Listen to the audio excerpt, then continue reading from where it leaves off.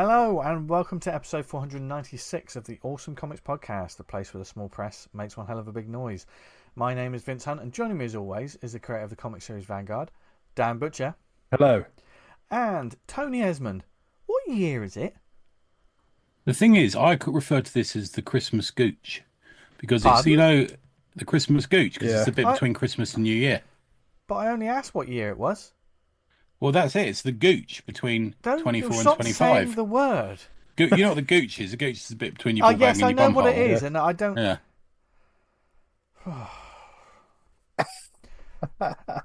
Merry Perineum. Welcome to the show, everyone. Who has that pierced? People have that pierced, and I don't know. People have pierced anything. Right now, I'm just trying to pierce past the veil of the intro of this show. Welcome, Nice everyone, to the final episode of 2024. I should have left a bigger pause there, shouldn't I? So people would be worried it would be the final episode. That's not what we do on this show. I hope not, because I paid a deposit on the fucking. Yeah, we've got plenty more plans for 2025, and we're gonna talk a little bit about that towards the end of the show. But this week, I'm going to tick off my mention of the Gooch in my list of things. Yeah, to say. well done. Oh God, Danny's got a bingo card. Got the bingo. Yeah. Oh God, and we've been going mad for comics all year. That's fucking. It never goes away, does it? Yes, comics 2024. What has it done to us in terms of comics? Well, there's been good, bad, ugly, and all in between. But this isn't a best of show. This isn't an award show because it feels a bit weird to call things truly the best, and we're too cheap to get awards for people. So what we do is we just win them. And also we all have different opinions and particular tastes and everything. So we, as always, the past few years now, we've been calling them the faves of the year. So we've got our picks for 2024. We've got a couple of categories. It seems like the categories sort of change each year, doesn't it, chaps? Like we're still trying to figure out what we're doing. For instance, spoiler warning to everyone: there's no webcomic this year. No, because the only one I read is Dan's. And it's some. I mean, I've got there's a couple, but I haven't been reading them as regularly. It's something that maybe in the next year I'm going to dive into a little bit more and see. I've been reading Virtual Man on Global. Yeah, I've been doing that. That's kind of been the webcomic thing. Global who? Global Comics. What, you mean the people that sponsor this show? Yes, those. Yes. So good. Good old so Global good. Comics. Yeah, keeps the lights on. Tony can't believe how professional we are. I think you can. So it's totally professional. No, I'm telling you, I'd frozen then. That was cool, yeah. To be honest, though, you just look like a deer in the headlights. That's what I I often do that from boredom work meetings. See, this started in a position like that and just don't blink. Have you seen that video? The bloke's trying to do it. And what the boss is going, I can see the fucking fan bloke. But we don't do when the cat walks past. This isn't a video show, so you're not going to have any of that nonsense. You'll just hear our lovely voices talking about our lovely sponsor, Global Comics. Yes, we read a lot of comics digitally, as well as we love the printed books. Of course, the printed books are the place to go. Your bookshelves should be heaving with them. But if you don't get, have you got some over Christmas? Oh yes, some books. Yeah, we got plenty of comics to read. I spent far too much yesterday in 2 different comic shops. Yeah. Well, that's just, you can say that every week, Tony. No, just in one normally. Yeah. But if you don't get the chance to get to a comic book shop, or you just jones in for more comics, especially weekly, then Global Comics is the place to go. It's basically like a subscription service. You can jump straight in, although there's free trials and everything. And as soon as you jump in, you notice there's a huge library of titles available to read from thousands of indie creators, hundreds of publishers like Image, Boom, Tokyo Pop, TKO Studios, Source Point Press, Humanoids, Dynamite, Dark Horse, Image. Oh, I've already said Image. I always say Image twice because I'm so excited about it. And DC. DC Mirror got some Image stuff on there. And DC, the catalogue's always growing, but DC also, they're doing a sort of turnover thing at the moment, aren't they? They got a whole bunch of new stuff coming in January. Well, that's interesting, as we asked them about it because we'd noticed it. I think a couple of people on the Slack had noticed it. I'm going to say Troy or someone had noticed it. And they told us they're doing this sort of putting new stuff in. I guess they only have so much space on their site or their agreed space or something. And it could be and then they put a mailer. A DC centric sort of they pay for this much. Yeah. So, and then they put a mailer out, didn't they? Did you see that? Yeah. A mailer missed came that. out saying, Yeah. by the way, this is what we're doing. So I'm not sure if they thought, oh, perhaps we haven't mentioned it. Yeah. Good old lads at the ACP. Yeah. Usually They've they're spotted great it. on their communication than what They they're are pretty doing good. and keeping Yeah, it Yeah. up. It's- And they are fantastic. I mean, they probably only listen for the first 5 episodes of the show just to make sure that the advert isn't a disaster, or is a disaster. Like it never is. Like it It's normally always- is. always goes But off they're a the great tracks. group of people there, and there's loads of stuff being added all the time. All kinds of different stuff to try out. Guys, is there any you want to highlight this week? Can I draw your attention to the first 2 issues so far of Stand Still from Image Comics? It's a 8-issue miniseries written and coloured by Lee Lowridge, who's the colourist we most value in the world at the moment. Who's doing some writing as well, and it's drawn by Andrew Robinson, who I'm a big fan of. We like Andrew's stuff. It tells the story of I think he's a mercenary. It's hard to tell. He's an individual who can stop time. It's that whole stop time power thing, which is one of those ones. I always think one of those ones. If you sort of extrapolate it, it becomes an interesting power, depending on from what point of view you're seeing it. And there's all this sort of thing. There's a great British movie called Cashback. Look for that. It's all about that. Okay. But it's told entirely in landscape so far. When I read it, I was really that really caught my eye. I was Yeah. like, okay, it's all the way through. I think it's first 2 issues. I think, I'm not sure because I read the first issue off the shelf on Comixology, and then I didn't catch the second issue. But then I realised that they've started posting on Global Comics, so I'm all over that now. But it's nice to see Lee Lowridge doing something so well. Yeah, Nice. it's really well done. Really well done. Yeah, really good stuff. That is. Yeah. Nice. That's me. Dan, what about you?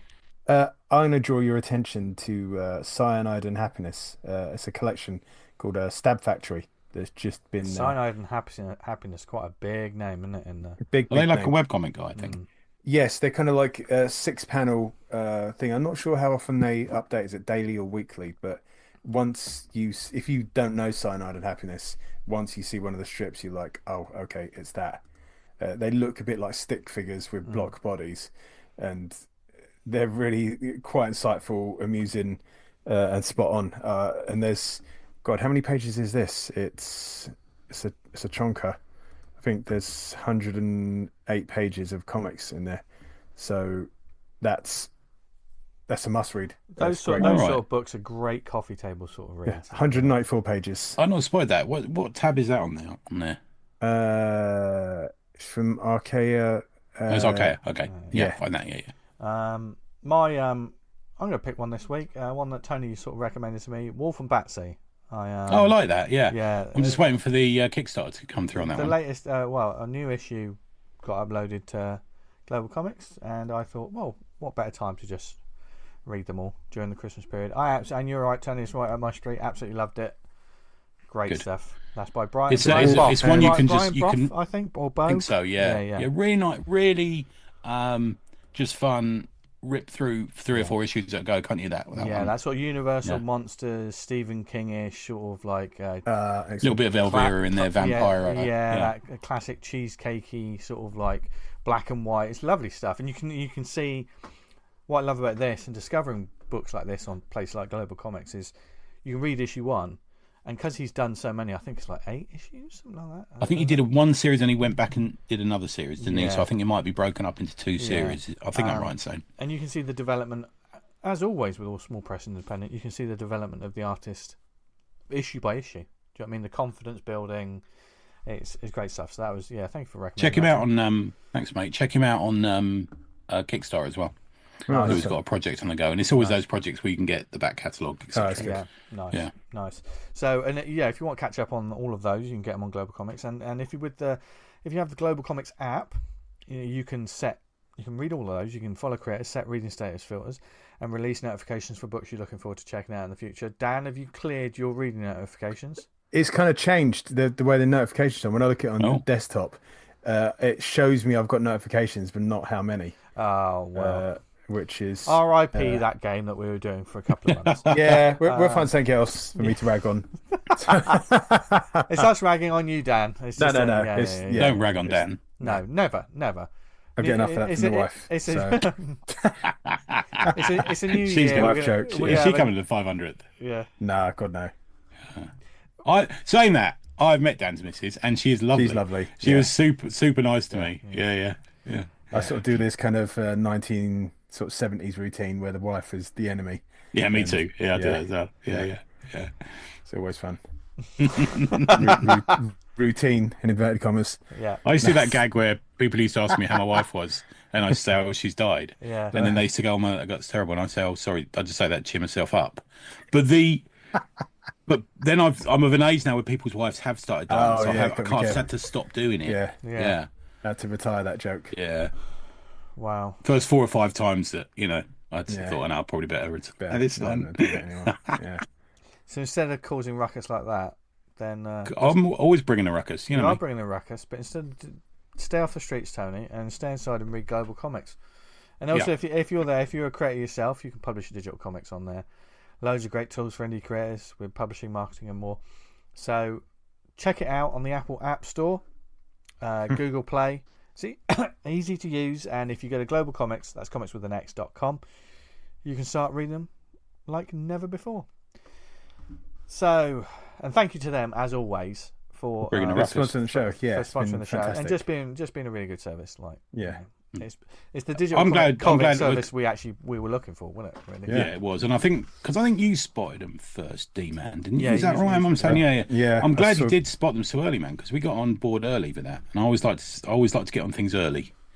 Do you? Yeah, Like, before like, we were before when everyone's on it and going, oh, you've heard of Global Comics, God. dude. Fucking 2 years ago, what are you talking about? It's like that, innit? Yeah. What's the show? It's like being on a cool band, isn't it? Yeah. Although Global Comics, we just want to stress that you're big guys now. We're not going to be like I was there before they sold out. No, Do you know no. what I mean? Yeah, no, not like that. No. Although, like, oh, now they've got there's DC sold out. There's lots of bands, artists, and comics that we will do that to. But not with Global Comics. So looking back, we were kind of like they were coming along like, okay, they got some decent stuff on, and they look like they know what they're doing. Yeah. And then after we spoke, You to talent spotted them from a distance. yeah, didn't it you? was like, man, they've got what it takes to kind of go the distance. Dan's that sort of bloke who used to wander up and down Oxford Street seeing attractive girls and saying, "Oh, I'm a photographer. Can I take a picture of you? I think you'd be a really good model."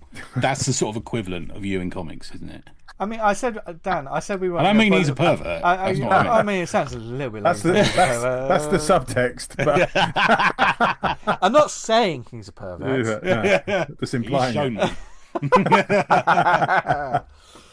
Oh dear, but yes. So, and it's been a great year with Global Comics this year. Yes. it's been fantastic. Onward and upward for them, I hope. And it's been good. How's the year been for comics, just in general? Before we jump into the categories, I think it's been a fairly good. Have well, you, on the whole, have you enjoyed the comics you've I've been managed reading? to stay away from like all the detritus, and there's a couple of YouTube channels I was subbing to watching people reviewing like really awful comics. I've just unsubbed from them all. And it's like, I'm not fucking getting involved in all that nonsense. I did do that the other day when someone started talking about the Harley Quinn fart comic, and I was like, fucking hell. But like generally, I'm just like, I'm not interested in all that noise and drama anymore. I'd rather just read comics that I like. And Yeah. I think you wanna make generally, that shit, fuck off. there's a lot of good comics out there. Yeah. I don't think there's everything that's good. I think there's a lot of crap out there as well. A lot of crap. If you try reading, I read every Monday and every once a week. I read all the new Marvel, all the new DC. Couple I've of not good heard things. about X-Men in a fucking month or so, and I'm glad for it because Yeah, but I think there's, as with everything, there's, even we moan about the 90s, don't we? About comics in the 90s weren't very good, but we still have Vertigo. We still have a lot of good comics. Yeah. And it's like that now. I think there's a lot of, if you just have to look to different places to find them. Yeah. I heard Jason talking about this on 11 o'clock this week, saying he's kind of gone off Marvel, but he's finding good comics elsewhere. And yeah. I'm still hanging on in there, but a lot of it I'm like, nah, I'll get halfway through it. Well, that's the thing about comics. Comics are not Marvel and DC. They're No. not. It's everything. Not anymore. They used to control the narrative in that regards, but for me, it feels like no, they don't. they don't really understand. They've their been left audience behind and readership. now. They've been left behind. Yeah. Yeah. Not in everything. There's a couple of good Marvel books. No. I just read the new. There's always some exceptions to that. I just read the new Plastic Man, the final issue of that series. Really liked it. Well, we one of always my comics this week is a DC book. Yeah. Oh, we Ram always wanna V's read New good- Gods is getting a lot of heat. I've not read it myself. Really? But I What's don't that, sorry, know if mate? that's true. Ram V. Ram V's the new Gods book he's doing. It's supposed to get a lot of heat. I tried it. I've It not wasn't. I have to say his. I think looking back on his Batman book, it was dreadfully boring. seen it. Okay. It's like a mire. But also, it's down to the individual reader, isn't it? because like what might not totally be for you subjective. is Well, I always think 80% subjective, 20% objective. I think there's a lot of things that can be done. Like we talk about covers, for example. We talk about, overlong epics, things that spread across 50 titles. There's all this sort of stuff. Some of it is objective and some of it is subjective. It's the way with art, isn't it? Yeah. And there's always going to be the stuff that we like a little bit more than others, which is what this show is. I mean, I will say probably over this year, I need to go back to the other years and have a look, but were we a little more grumpy old men in the corner of the pub a little bit more this year than in previous years? I don't think we were, I think we've been relatively upbeat this year. I think I was grumpier last year. I think the thing is I think the thing is with the acceptance space I've got into now, I'm kind of like totally accepting that there's a lot of shit out there, man. Yeah. There's a lot of people who think their stuff's great and it ain't. And I think because I'm always aware of be positive, and then there's something always that'll just be. I mean, Joe always sort of says you're so grumpy today. The switch will go on. I'll just be like, oh god. Do you know what I mean? There'll always be something that'll get the heckles up, and I think when you're invested or you're interested in anything, whether it be certainly a hobby form or a sport or anything that you're genuinely interested in, you're going to have those moments that if you don't like something, don't agree with something, it's always easier to go for the whole I don't like this. I'm going to use all my energy to grumble about this rather than using that energy to look for something. It's a sliding scale of nuance, isn't it? I mean, we can be unhappy about things that happen in comics or on comics or whatever, and we can say it, and it doesn't necessarily make it toxic. Or you can be the other end of the thing, and you can create a YouTube channel just about hating someone. There's an objection about a medium, something in the medium because you love it. Saying, look, come on, the X-Men titles really need a kick up the arse at the moment. That's not coming from a place of hate. That's coming from a place of love. When we're kind of getting upset about stuff like that, is because generally they give a shit about the characters and the stories and the legacies, and when you see them getting trampled over, to the point of the majority of it now, it's just like like you two have accepted it. It's like that's what it is. It ain't for me. Whatever. On one of like the YouTube channels I follow, they always say, like what you like, don't be a dick. It's just you can. We all like different stuff. Just you can be critical of stuff without being a dick. That's what I think. Yeah, exactly. I think the thing is that quote that I sent to you earlier today that I read on Shakin's Substack this week about, there's got to be comics for the fucking idiots of the world, but don't piss on my leg and tell me that they're fucking don't make comics for the fucking don't make your entire line for idiots. You know what I mean? And it's certainly interesting. We're going to get into the faves in a minute, but I love it when we have these little chats like this. Certainly, we'll give a lot of movies a little more rope sometimes. Just like, I love that film. I know it's shit, but I really love it. Do you know what I mean? That's fine. We can. I think you should be able to say that about comics. You should be able to say, look, I really like the X-Men, but it is a bit shit. It is fucking cliches at the moment, and dumbed down writing. But I kind of do like it. But that is fucking fine. And what's most important of that is you're spending your money. And if you're enjoying it, then it doesn't matter what anyone else thinks. That's the thing about comics is like when you're there with you and the comic, it doesn't matter what anyone else thinks. It's the enjoyment that you get with that particular piece of medium that you're. I agree with you mostly on that. I think, but then again, there's a nuance on that because what people think now isn't just what people think. What people think and say has become a thing now. And you get these people with these massive YouTube channels and massive. But that's by the by. I think. I mean, because but that has an influence on the industry. Yeah. But the way I see the experience is, and whether it's naivety or maybe there's a subconscious bits I don't even take in, is like if you enjoy your comic and you sit down with your comic, it's just you in that comic. Do you know what I mean? That's fine. Hopefully. But don't go on then and say you're wrong for saying that exactly. the fucking cover on this isn't very bad. You're toxic for saying it. It's just no, that's really bad. Exactly. I mean, I think if you look at some of the choices I've got coming up, maybe you guys as well, it's all classic, as it were, solid storyline. There's no kind of like heavy messaging. There's like current day messaging or kind of like political allegories and stuff like that, which are generally, I'm sick of fucking getting preached to in media. Absolutely fucking. Mine are all to a person. Good comics. They're not driven by not driven by anything other than they're just good comics. Yeah, people want to tell a story, knowing their craft and their art form, and telling those stories. Interestingly, also, I'd like to point out mine only has one small press entry. I went over mine as well, and I was like, God, these are a lot of big boys on there. I'm That line is blurring. Maybe it's a discussion for the new year, but my distinction between small press and independent is blurring more and more. Yeah, I was thinking. I know this is a conversation we're going to have, but I was having a think about this and trying to figure out whether some group of people, whether a company was indie or small press or what they were. So I went to their website with this one company, and I noticed they had a head of HR and a chief financial officer and about 20 other members of staff. And I thought, that's just a company. I think one of my picks, I would class as small press. I think when we get into it, but basically, let's talk about that when you get to it. Yeah. So this is our faves of the year, of course, as we've just described. Then it's all subjective. These are just the things that we've picked out. I mean, if you look back over the year, you'll probably see some of these. We've got another. Although I posted about this on Instagram, there's a couple of topics, little categories at the end that we didn't post about, which is a little bit special. Something we're starting this year that we're excited about. And of course, with a lot of these things, we've talked about these on previous shows. We're not going to go in depth about all the story and things like that. You know, we've done that before. You can go back for a lot of these things and see what we said originally when we were discovering them. And probably you guys have already discovered them anyway. So this is a celebration of 2024, our faves of 2024. And let's start with the fave ongoing comic book series. Now, how do we want to start this, chaps? Who wants to go first on this? And then we'll go round. I've got a bit of a caveat on this. Go on then. It's the one already? series On the first one? already. The one series, it is a series I wanted to call was a mini series. Okay. Now we don't have a mini series category. No. And I actually think this is the best series of the year. There's a lot of those. Yeah, the way the publishing model works now, they do a mini-series, aren't they? And a mini-series, then a mini-series. So this one isn't. This is kind of one and done. So I'm gonna do one with a caveat of another. Okay. Right. So my main one is Batman Dylan Dog. Nice. Yeah. It's 3-issue series.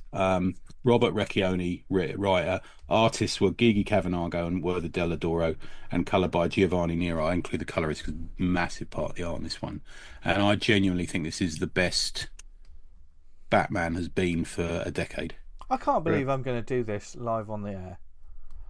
I think in order to clarify it, maybe, so it'll sit better. Because some of these topics, it's always difficult every year, listeners, whenever we do this, trying to figure out the topics and everything. Instead of ongoing, monthly. I think that will immediately sort of like, because you've been following it monthly. I did buy it monthly. I bought it as it came out. In fact, I bought multiple because they had covers. Yeah. But the I went, because the one because we've sent our lists to each other, haven't we? Yeah.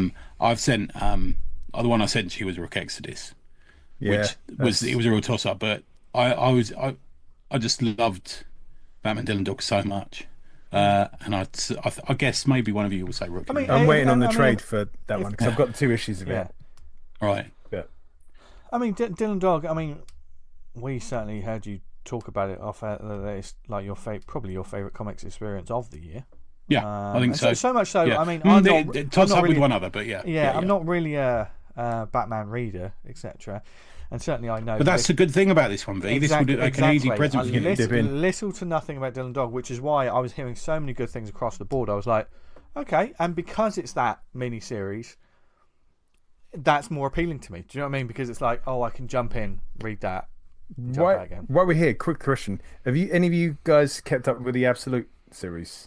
Yeah, I read the 3rd issue today. And I need to catch up. Okay, actually. I did rant a little bit on the Slack about it. Okay. Oh. Just interesting. I just wanted to see what the kind of upkeep was that amongst you guys. More from a sort of structure chaps. Okay. Point of view, but yeah. Batman, so get on Batman Dylan Dog. Yeah. Honestly, 4 Italian blokes have done the best Batman. Yeah. There's a touch of the Mazzucchellis, there's a touch of the Millers in it. You'll see awesome. The colour is fucking chef's kiss, man. Yeah. It is, and it's just stripped back Batman. There's no, it's just Dylan Dog's brilliant in it. Is the immediate most annoying foil to Batman. He's sitting in the back of the bat plane talking. Batman's like, "Fucking shut up," It's like, just so good. There is a trade of it out, but it's one of those sort of cheap paper trades. It's not great. I think you might need. Funny enough, Falpy said he had a look in Rue Dante in Paris for a hardback. Couldn't find one for me yesterday over the weekend. But DC also, they always at some point put out a little hardcover, don't they? And I'm sure I hope surely so. Maybe on sales. The word of mouth was so big on that thing that I think it's surprising the word of mouth because it's actually a 3-year-old comic. It actually came out 3 years ago by Bonelli, in Italy. Bonelli have got a Flash Zagor series that's coming out at the moment, so God knows whenever that'll make it onto the, the DC slate. Yeah. But Bonelli, I mean, they do Tex, they do Zagor, they do Dylan Dog, they do they're like the big Fumetti sales. You go to any train station, any cigarette kiosk, it's got the Fumetti Bonelli books. Right. Yeah. And Dylan Dog should be more available because it's just amazing. Yeah, on its own. That's my one. Sorry, guys. No, brilliant. No worries. Nice. Dan, what's yours? I had loads in contention. I'm hoping kind of Ghost Machine's probably going to get mentioned later by one of you guys because I could have quite easily picked most of the titles out of that because they're absolutely fantastic. I read the new Geiger today, actually, funny enough. Yeah, you were saying that's spot Paul Pelletier's he's taken over for Gary Frank for a couple of issues, I think. He's doing right in it. Yeah, it's the work rate they're putting in though, some of those guys is like you need a bit of a break because that's absolutely top tier what they're doing. But I'm gonna go with Transformers, the Energon Universe Transformers, drawn by Danny Warren Johnson, colored by Mike Spicer. We've got in January, Jorge. Have I got this right? Jorge. I murdered it. Jorge Corona. Took over. George Corona. 7. But Danny Warren Johnson doing George Corona. Apparently Danny Warren Johnson he's got a 24 issue run in total for this story he's got going. And when did it start? Did it start this year? No, it started in was it tail end October 23. Wow. So the first issue of the Energon was the first issue of Void Rivals, is that right? I think it was, because Void Rivals came out first, and that was like when it had the Jetfire character in it. The surprise at the end. And a month later, Transformers dropped, didn't it? Right. Yeah. I imagine being that dude Spicer and getting the colour job on that, and you going, where the fuck do I start? Fuck me. Yeah, there's absolutely. What do I do here? Danny Warren Johnson's chart is obviously really not complicated, but challenging. I'll use that word. But Spicer's worked with him a lot, though, hasn't he? Yeah.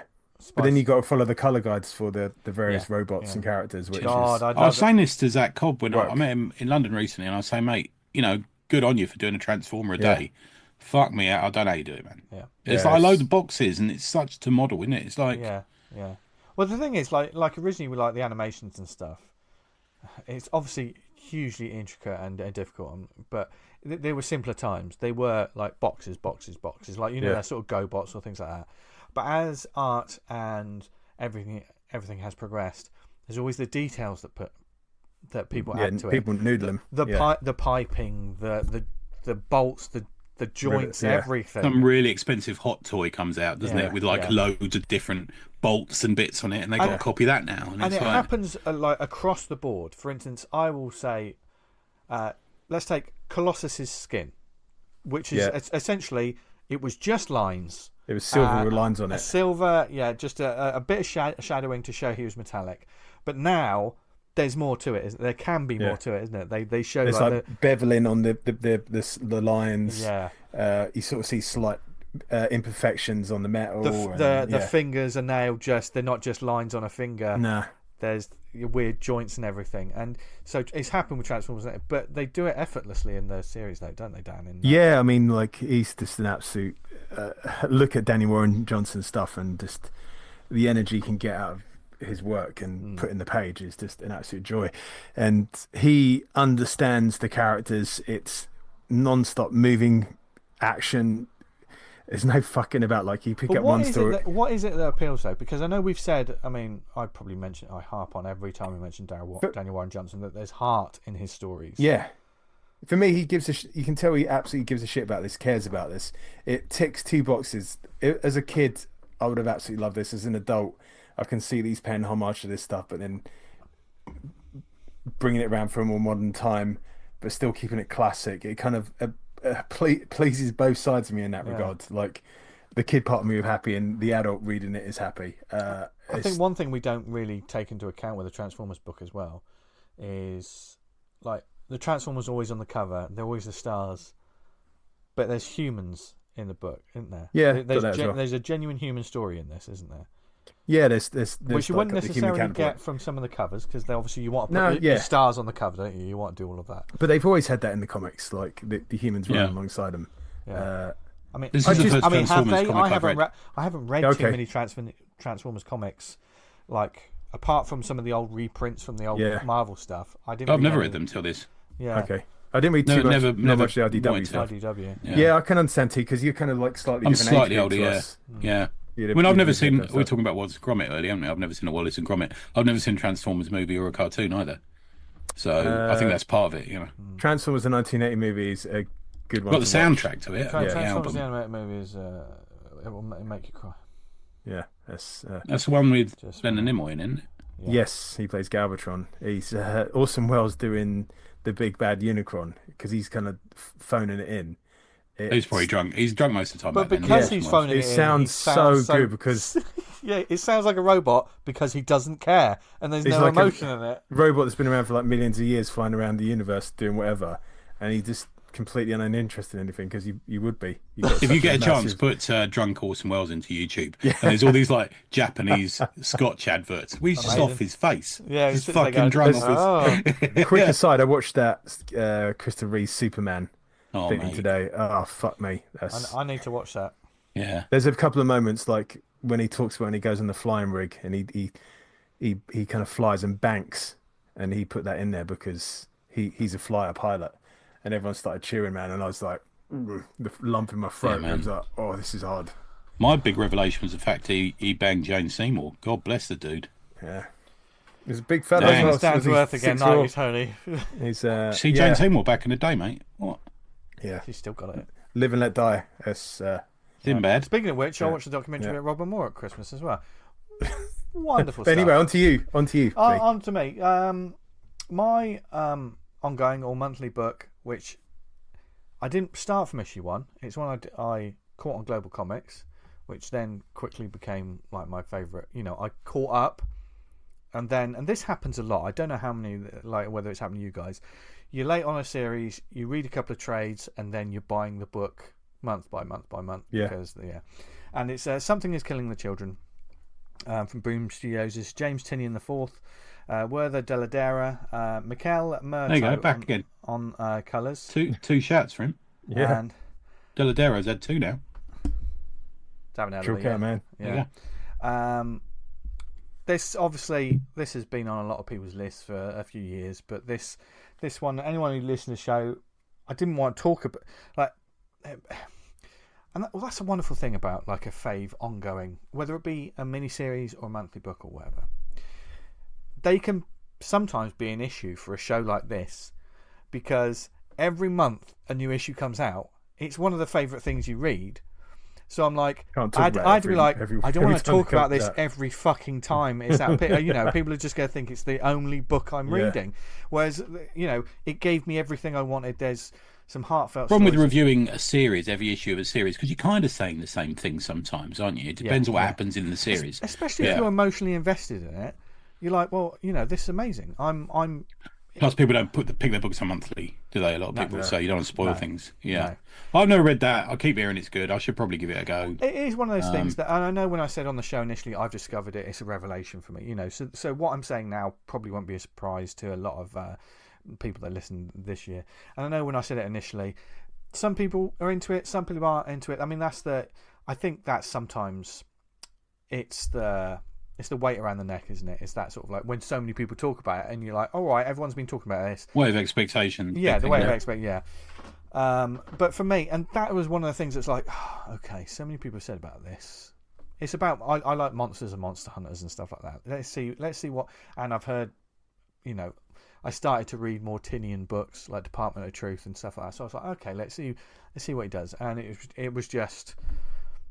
I'm just absolutely loving it, and the world that's slowly being great. built up. I know there's the like House of Slaughter and House of Butcher, which I am also reading, but I don't. So are they spinning it off series? Are they part of it? They're spin-off series because they built up this world, and because there's almost like there's different houses of hunters and stuff. You can explore different characters. Is the deviant part of that? No. Not Right. that, no, not that I know of. I think that's just him doing straight up horror, because I know Tinian's been doing Right. a lot of. That's the one that's had the delayed last issue. I'd be interested to see why. Yeah. I'm not sure why. Yeah. Yeah. But yeah, something to killing the children just became my favourite ongoing. In fact, like sometimes when you forget, oh shit, there was a new issue of that's just come out. It's like, oh great, I can go back and read it. And you know what they're doing at the moment with the series, they're doing these road tales because they had like 2 arcs, pretty intense, and the characters go off in certain, you know, it's quite a sort of dramatic ending to that second arc, like edge of the seat sort of stuff. And I thought, you know, how are they going to pick up from this? But it's interesting what they've done is they've picked up by doing these road tales that are like, there's almost one and done issues. It's almost like he's telling 6 or 12 stories of what these people as they're just traveling, rather than it being part of a bigger story. You're learning more of characters from just conversations that they're having, or just one particular monster that they've dealt with, or you see characters who are dead, who died earlier in the stories, and you're just seeing a little moment of them, so you can just... And I just thought I quite like that it's developing a bit more before obviously jumping into wherever it goes next, which I don't know where it's going to go, which is exciting. Ongoing comics should excite you, shouldn't they? You shouldn't know kind of where you're going to go. Yeah. I'd love it when I don't know where it's going. Yeah. When there's a few this year that have made me like keen to read as soon as I get hold of. Yeah. And that's been missing for a bit. And that's a for fucking... Yeah, exactly. And I think that's why this one was like, oh, great, here's a series. I mean, there's one character that's been explored in spin-offs that died in the first arc, like pretty horribly. But I've since learned more about this character, so that when they've popped up in other appearances, you do have an attachment. Like, it's got fondness for them. Yeah, it's interesting. Well, not necessarily a fondness, but... No, but like an interest in seeing the character. Sexual attraction. Yeah. I'm attracted to everyone. Cracks on the pavement, juice on the cross. Yeah. You know, usual sort of thing. Yeah. Whatever gets going. Okay. So that was the Fave monthly comic book series. That's good, because that didn't take long, so that's good. No. Because that only took like an hour. Yeah. Buckle in. We'll put the foot down a little bit more on these. We're going to run through these a bit quicker to begin with, but okay, the Fave one and done. What do we mean by one and done? Well, it could be a one-shot comic. There you go. Or you know, just to tell, there's comics that are 24 pages that are one shots. There are 40-page comics that are one. This could be literally anything. This could be small press. It could be big press. It could be anything. Yeah, it could be anything. So, Tony, do you want to kick us off with this one? Yeah, mine's a Marvel book. The only Marvel book on the list. Doom one shot from Sanford Green on art and Jonathan Hickman on writing. This surprised me because I remember you talking about you enjoyed this book. Yeah. This is a bit of a sleeper hit as well, wasn't it? Yeah, I read this. I think I can't remember who I'd spoken to said need to get on this, and I read it. And I'm a fan of Hickman's. I like Sanford Green's art. Not mad on it, but I do like he's very readable. And Hickman, I think, him and Duggan were kind of the last 2 writers that I really rated at Marvel. And this is brilliant. I bought it, then I literally finished work and headed into Gosh early that week to get a copy because I thought it would sell out. So I thought, well, this is bound to be the hotness. And I get there and there's loads, no one knows about it, and it's like one of those sort of things, you know. But it's a cosmic story. It involves the Marvel universe. It's everything that we used to get from Starlin and Perez and these sort of books. It's Hickman does Doom verbiage very well. Yeah, forget the Doom miniseries, the Doom ongoing, which I think was about 12 issues. That was a year before last. Yeah. That's the one they caught out with. Yeah. It had the little stamp from Deviant Art in where they transferred an image. But this is nothing. That's nothing to do. This is massive cosmic, set in the future, and it's Doom versus Galactus. See, for me, when it comes to, I mean, that immediately just thumbs up. But Doctor Doom is a character for me that I don't have a massive history with it. But obviously we all know Doctor Doom. And I'm excited that when the potential of Doom appears. Because there was a point when he wasn't in it loads. Well, I think you might need to reconsider that because Doom's about to be the big bad in the Marvel universe. Yeah, I know. Okay. I know. But that's what I say. Like a few years ago when Doom appeared, it was like Doom wasn't in it much. And it was always, I would look forward to those moments because when Doom talks, it should have weight or make you think fucking hell, someone's going to get an ass kicking. Or like, there's just, writers can do their big bombastic, I'm a big villain talk. Do you know what I mean? And that's exciting to me. Is there much of that in this? Well, he's very much Doom. You feel that personality, that pride, that, bravado, that, I am the king, I do anything. But for me, Doom's always been the big Marvel villain. The big Marvel, big bad. Everyone goes, oh, what about Thanos? Thanos came much later. Yeah, way later. The Fantastic Four, Doom, Fantastic Four, Doom, Silver Surfer stuff, all that just blew my mind, man. Doom's the reason for Secret Wars, isn't he? He is, isn't he? I can't remember now. Is that how it came about? The original one with I thought he's a fucking big player in that. He's like essentially the big bad. Yeah, he sent everyone off to that world, didn't he? Oh, that was Beyonder. Was it? But Doom nicks all of Galactus's. Is it the Beyonder's power he nicks, and basically he becomes like a god on there. What a scallywag! Yeah, he's just. Yeah. So this delivers and all that big bomb. Massively delivers. Yeah. It's I don't know what they're going to do with it. It's a one-off. It's not going to be in a hardback, I guess. Yeah. It's sort of, whether it fits into this upcoming. So spoilers. What's happening in the Marvel universe is part of what's gone on. Doctor Strange has had to hand over the mantle of Master of the Mystic Arts to Doom. Doom's now this reality's Master of the Mystic Arts. So that only gets worse and gets more complicated into the next event. I mean, that seems like one of the most fucking bonehead things to do for me.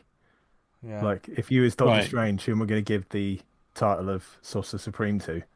Doctor Doom. No, don't do that. Yeah, Doctor Strange has had to hand it over. He's been at this point where he's separated from his real body, and his real body's a vampire. Or anything that you can give it to? Isn't that great story where like Doom and Doctor Strange go to hell together?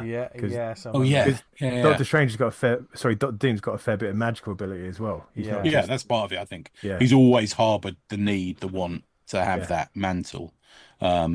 So that's where he is now. So we'll see what happens next on it. But this is unconnected to that. It's more he's found floating in space. He's got to find a way to defeat. And obviously Hickman wrote him in when he did Fantastic Four, didn't he? Do you remember that? And the Avengers stuff with the Illuminati. We had all that. Yeah. Oh, nice. That's my one. I need to get around to reading that one. You and I share the same one on this one, B. Oh, really? Should we hold hands and skip into the field of wonder and say?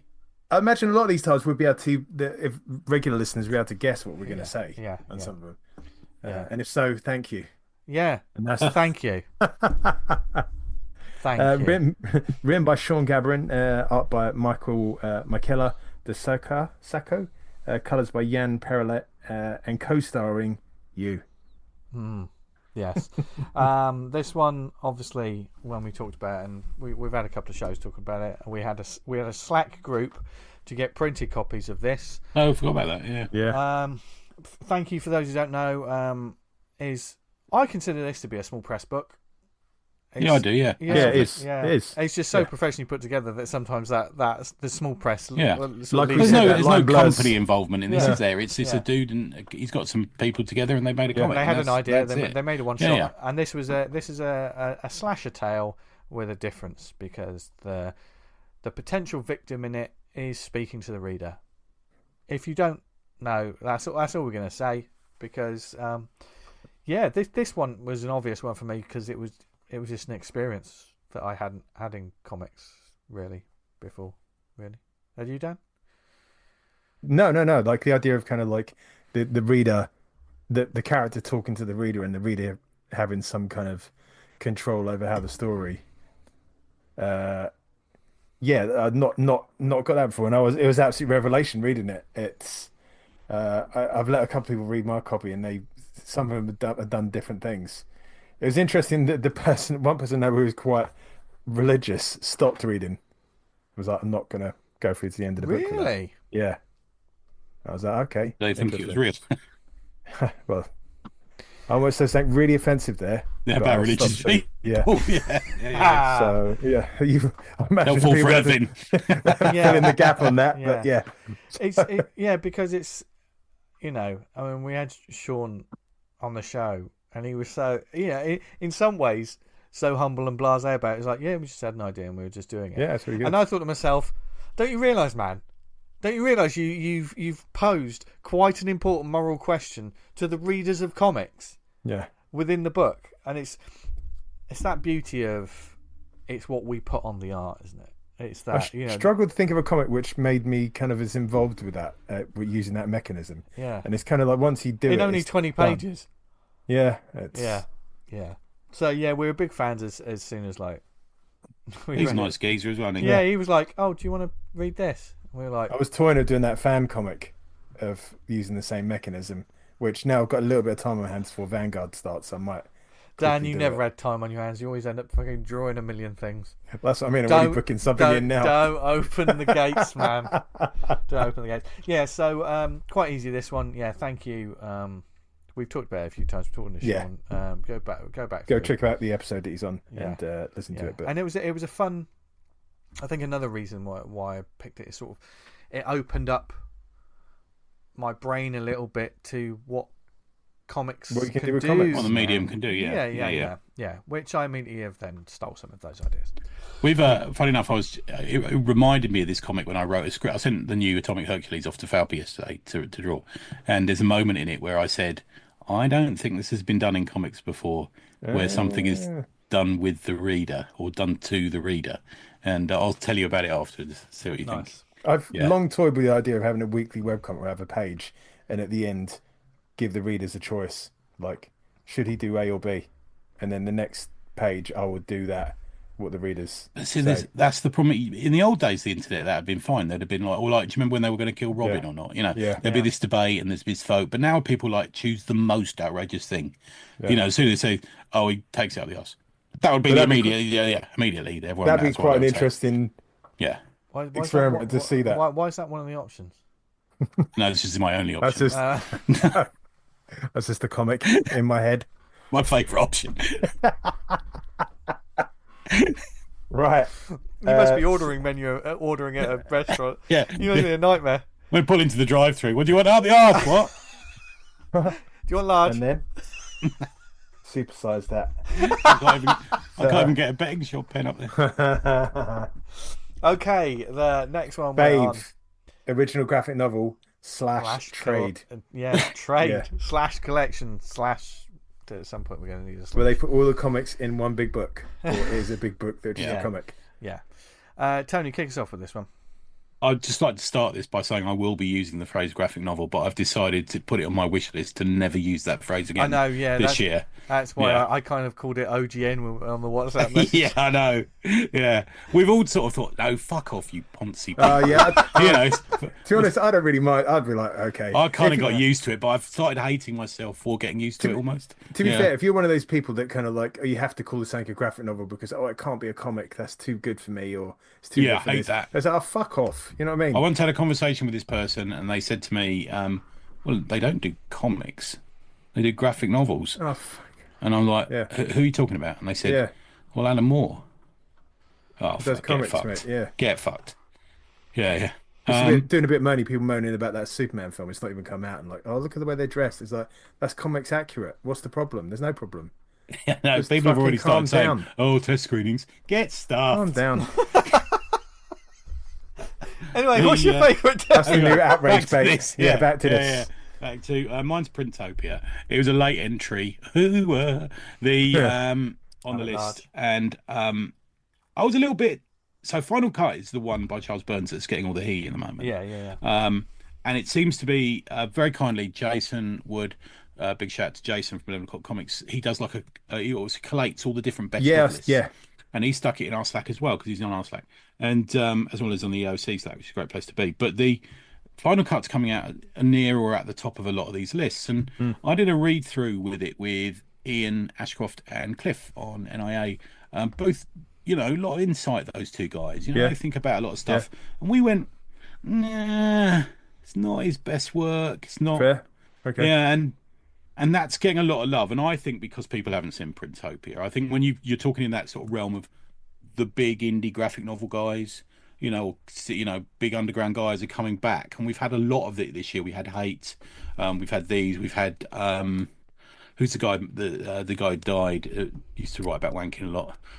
Joe. Joe Mack came back with his posthumous book and stuff like that.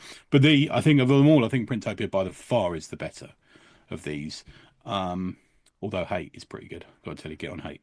But the Printopia is everything that I love about Bob's. Go back and listen to the interview we had with him. Go back and listen to the review, and I'll talk about it. Everything I love about Bob's work, it's his version of New York, and that's what I love about it. Having hung about with him there, it's dirty, grimy, idiosyncratic, full of just strange, weird people wandering around, but not causing anyone any trouble. It's that group of crazy. We've all been to New York, it's that just.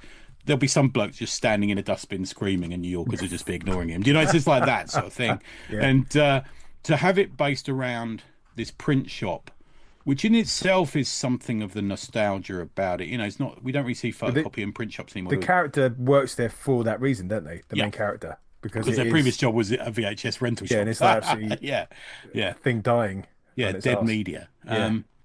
And to use that as a framing sequence, but to me, it's more than a framing sequence. That the life of the two girls who live in the flat together and the girl who works in the print shop and everything, that becomes an overarching story as opposed to like a bookend. Yeah. And then to have these people drop in, with their books to make, and Bob fleshes that out in the back matter where we've actually got little bits of the books. He talks a bit when he come on about the far right dude who writes far right novels. And I really enjoyed what I think is the same character is the one where he's talking to like the Shoggoth version of H.P. Lovecraft. That's it. Yeah, I found that fucking hilarious. And he's such a bellend that his muse gets someone to argue with.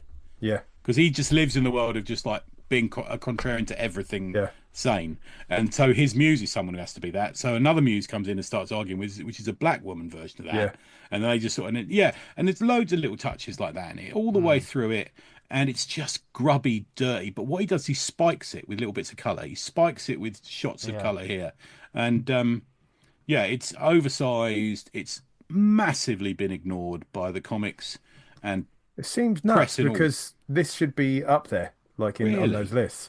Yeah. I don't think people have seen it. I think it might be one of those ones that people are going to be talking about a lot more next year. Maybe, hopefully it's a sleeper hit. And then it'll hope so. They'll act like it came out next year. Do you know what I mean? Yeah, it might be one of those. That'd be nice, wouldn't it? Yeah. I think Cosmic Lion are a sort of small indie group, aren't they?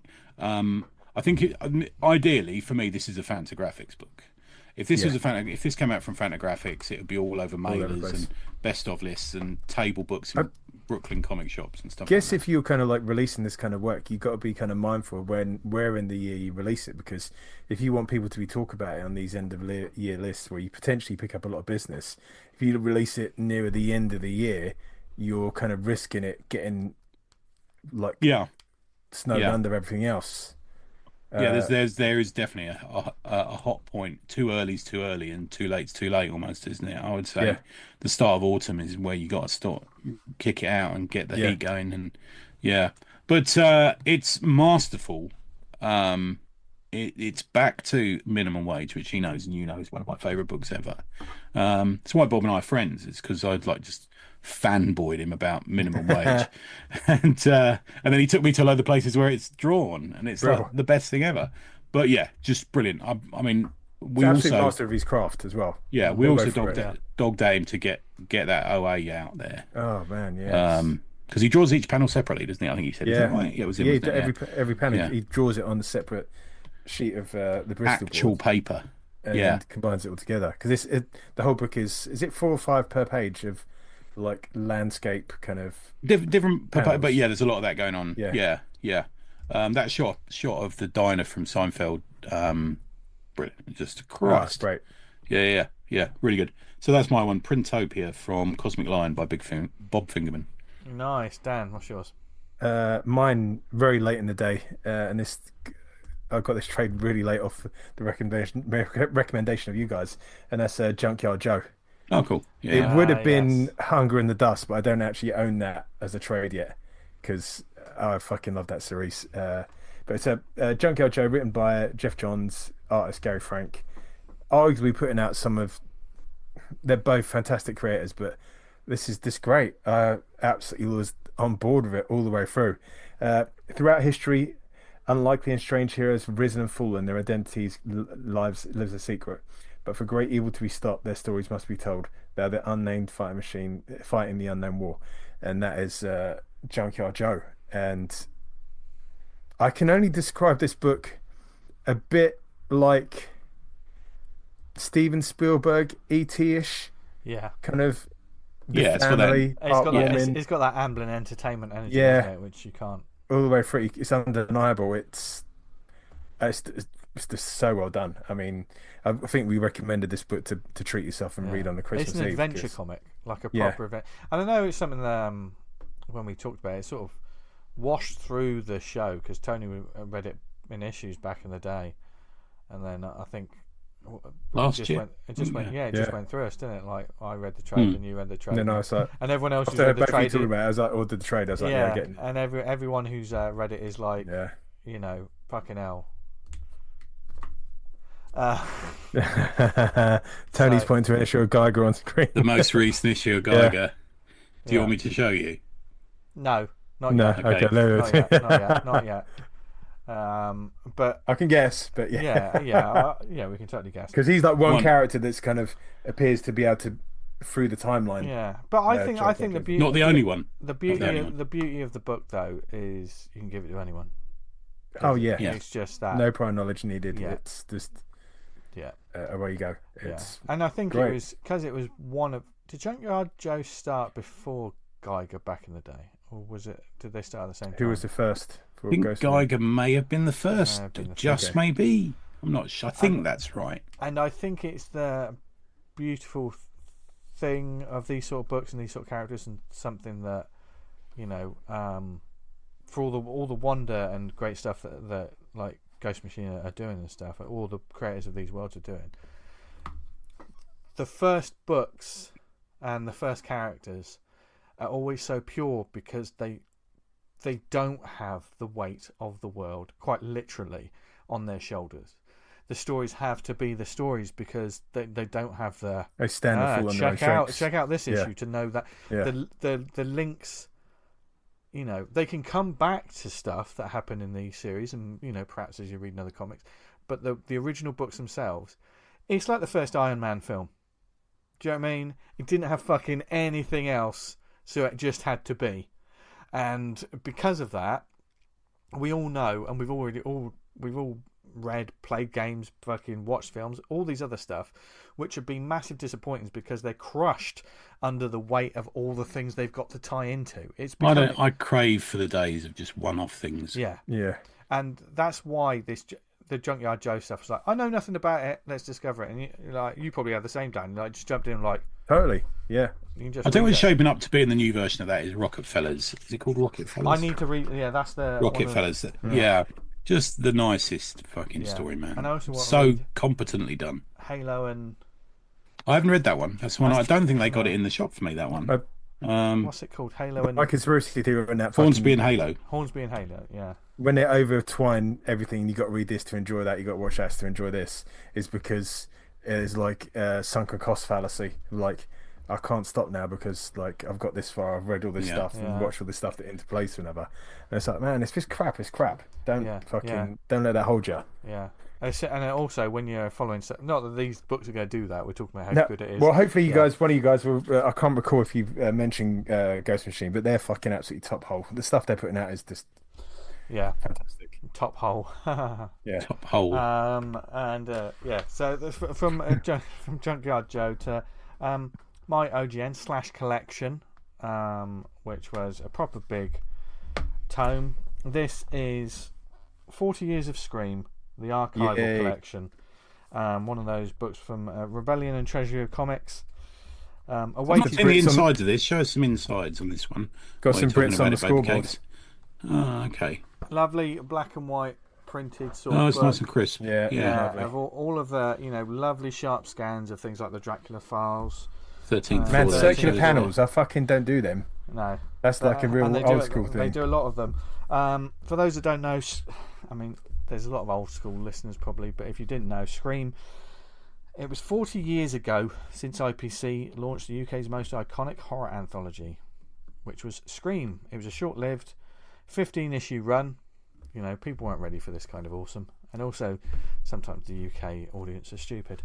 No, man, I was joking there. But this, You're not wrong. and this is one of those ones you go on eBay and you look for the original issues. They can be a little bit pricey, or you know, because such a short run and it was well loved by those that read it. Do you know what I mean? You just want to read it. You don't necessarily want to collect it. Exactly. Yeah.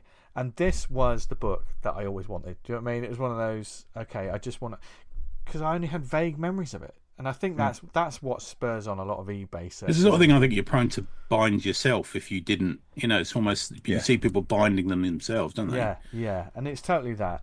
But what they've done is they've literally taken the original books, all 15 issues, and holiday specials, I think, and they've just put it all in one book, and it's glorious. And they've got all the covers in the back as well, printed in colour. So, you know, there's a couple of dodgy design things that they've done. I remember when I spoke about this on the actual episode, because they don't have the adverts for like Thundercats crisps or anything like that in it.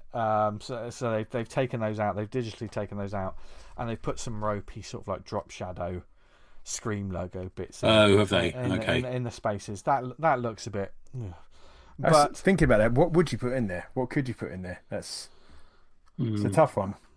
Yeah, I mean, are they really going to come after you? The people who made those crisps, you know what I mean? Yeah. It's like, are they really going to attack you? Yeah, are we doing that? Do we need to do that? Really? Space Raiders get the. I can understand where it's like, you know, like candy cigarettes or something. I can imagine why you're taking those out, but but the job that they've done. I'm just going to show the guys on screen. The job that they've done for these things. Oh yeah, no, that's no good. It is rough, but which gives you the sense that like they were just putting this collection together. Do you know what I mean? Make sure it's crisp. Take the adverts out, put it all together, and we're just there for the comics. That's what. So I don't know whether they don't do this more. For me, I reckon you could get away with a nice Japanese style phone directory of the first 20 issues of 2000 AD. Oh God, yeah. Just start with the British weeklies. Just start doing. Just do that. Just make cheap paper, cheap phone book paper. You know, the first 20 issues of, you know, Valiant or Hotspur or Black and White, just banging it out. Yeah. And they're definitely for collectors. I mean, this book, the price on the back is £45. It's a hardback book. That's not cheap. It's not cheap, but I mean, I think with this particular book, Legion of fans, isn't it? This sold out. This actually sold out pretty quickly, and it's not like really. This isn't the sort of thing I haven't. Have they done a soft cover of it? They may have done. I know there's a digital version. Yeah, which is probably quite a few quid anyway.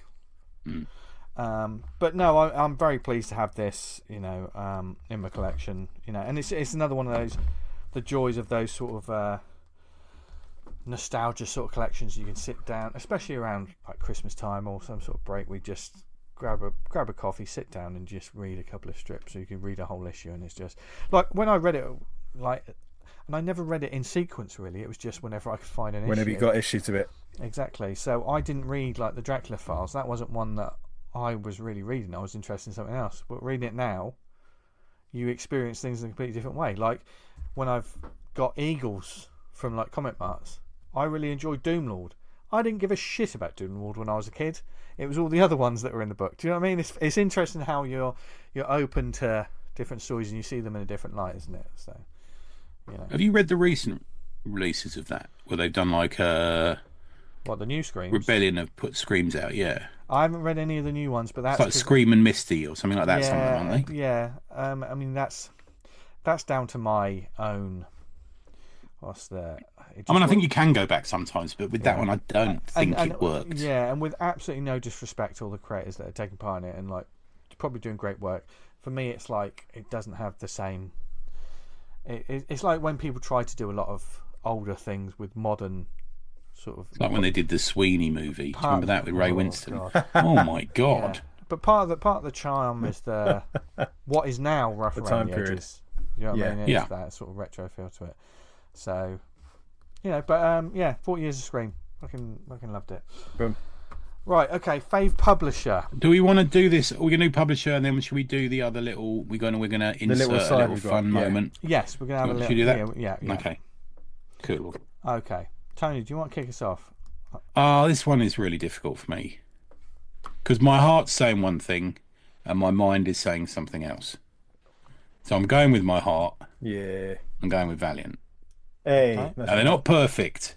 Their comics are not all perfect. Some of them are fucking superb. A couple of them not quite as good, but it's the one that gets my heart Well, that's pumping comics, the though. most. That's comics. Do you know what I mean? Yeah, yeah, I agree. It would have been another one, which I think you two might mention in a second, but um, but Valiant. When I heard, because I thought they'd gone. Yeah. They were. I used to read them in the '90s and enjoyed them. Then I read them when Dinesh took over, and then when that Dinesh period went after. and Heather Antos was on there, and it just like You were crashed you were, and burned. you were preparing to mourn, weren't you? I think earlier in the Yeah, year. they were down to like one issue at the most, I think, coming out and stuff like that. And then we got this email out of the blue from Alien Books, didn't we, saying, "Oh, can we come on and talk about it?" And I'm like, I immediately messaged you blokes saying, "Fuck yeah!" Yeah. Turned out to be lovely. We're in monthly contact with them now, and they send us 3 preview books. And the Resurgence title has been just epic, cosmic, character driven across all the universe, all these Fred different Van Lente characters. is obviously spearheading a lot of it. Yeah. Who turned out to be one of the nicest geezers Great guy in the world. We're over the moon with how nice he was. And I'm glad because he made because afterwards he said, I can't really say what it is. So I think he'd spoken or they'd listened, and then they said, "Oh yeah, here's the news. It's embargoed for another 4 hours." Do you remember they sent it through to us? And we're like, "Fucking hell, here we go. Let's do it." But the Divinity's back in it. They're doing a proper EXO. The one shot, I think, of everything that they've done, the one shot, which is the Eternal Warrior Resurgence issue by written by Fred Van Lente, is the best issue I think I've seen out of Valiant for 10 years.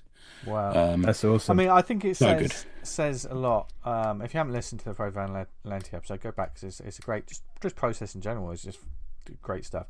I think it says a lot about the Valiant characters.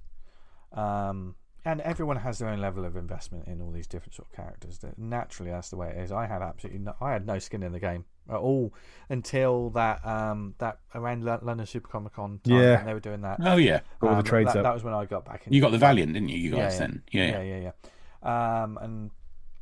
But it says a lot about those characters that, as Fred said when he was on the show, he didn't really know these characters, and then like he ended up writing like Archer and Armstrong and.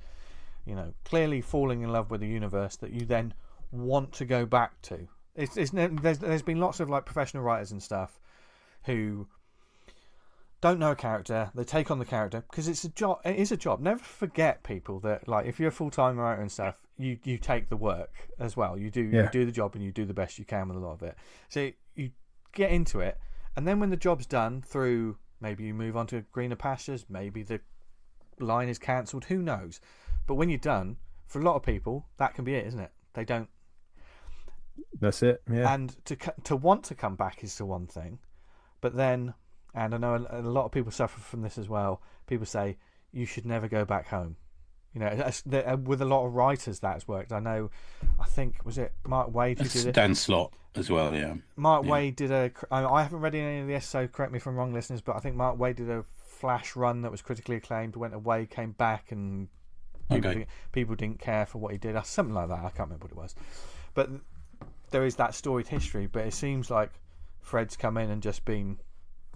What he did is he knew the characters. He invested in learning about them because there's a lot of history to them now. Yeah, I think that you get all these people who decide they're going to take over, I know, Excalibur, and they just decide to write a Dungeons and Dragons book. And you're like, what the fuck is this? Yeah, learn about these characters first. So disrespectful. Yeah. So Valiant. Oh mate, I love it. Chosen. He's got his own little long box over there that's slowly filling up with the new Valiant books. And honestly thought, after the Bloodshot movie and all that, when they tried to kind of like be a media company, I thought they're done. This is it. And they did. You can find it on YouTube. It's what is it? Ninjak versus the Valiant Universe. It's actually like a web series. Okay. But it's got them all in it as well. It's quite strange. And there's a bit of a budget. And the bloke that plays Ninjak is the bloke who used to play, is it the Green Ranger or something like that? Jason Frank or something, isn't it? Might be. I think that's right. Yeah. He plays one of the characters now. I can't remember which one. But it's, they Dinesh, well, I told you when I bumped into Dinesh, I said, oh, can I just speak to you? And he went, is he with some friends? And he went, yeah, no worries. He said, Yeah. just one thing, geezer, can you go back to Valiant? Yeah, Yeah. because it's just become a mess now. And he went, I wish I could. And then he came over and bought our comics, and I thought, this dude's all right, Yeah, mate. it's all right. You know, Yeah. there's a lot of love in him for comics, and there seems to be with Alien Books, who are now sort of running the show, Lisa Hawkins, who's editing the Resurgence line and everything, they got their finger on it They now. picked up the torch, man. Yeah. Touch I wood, think it that's all in safe continues. hands. Yeah. Touch wood. Yeah. So that's Tony's one. Now, Dan, do you have a similar one to me? What did you pick?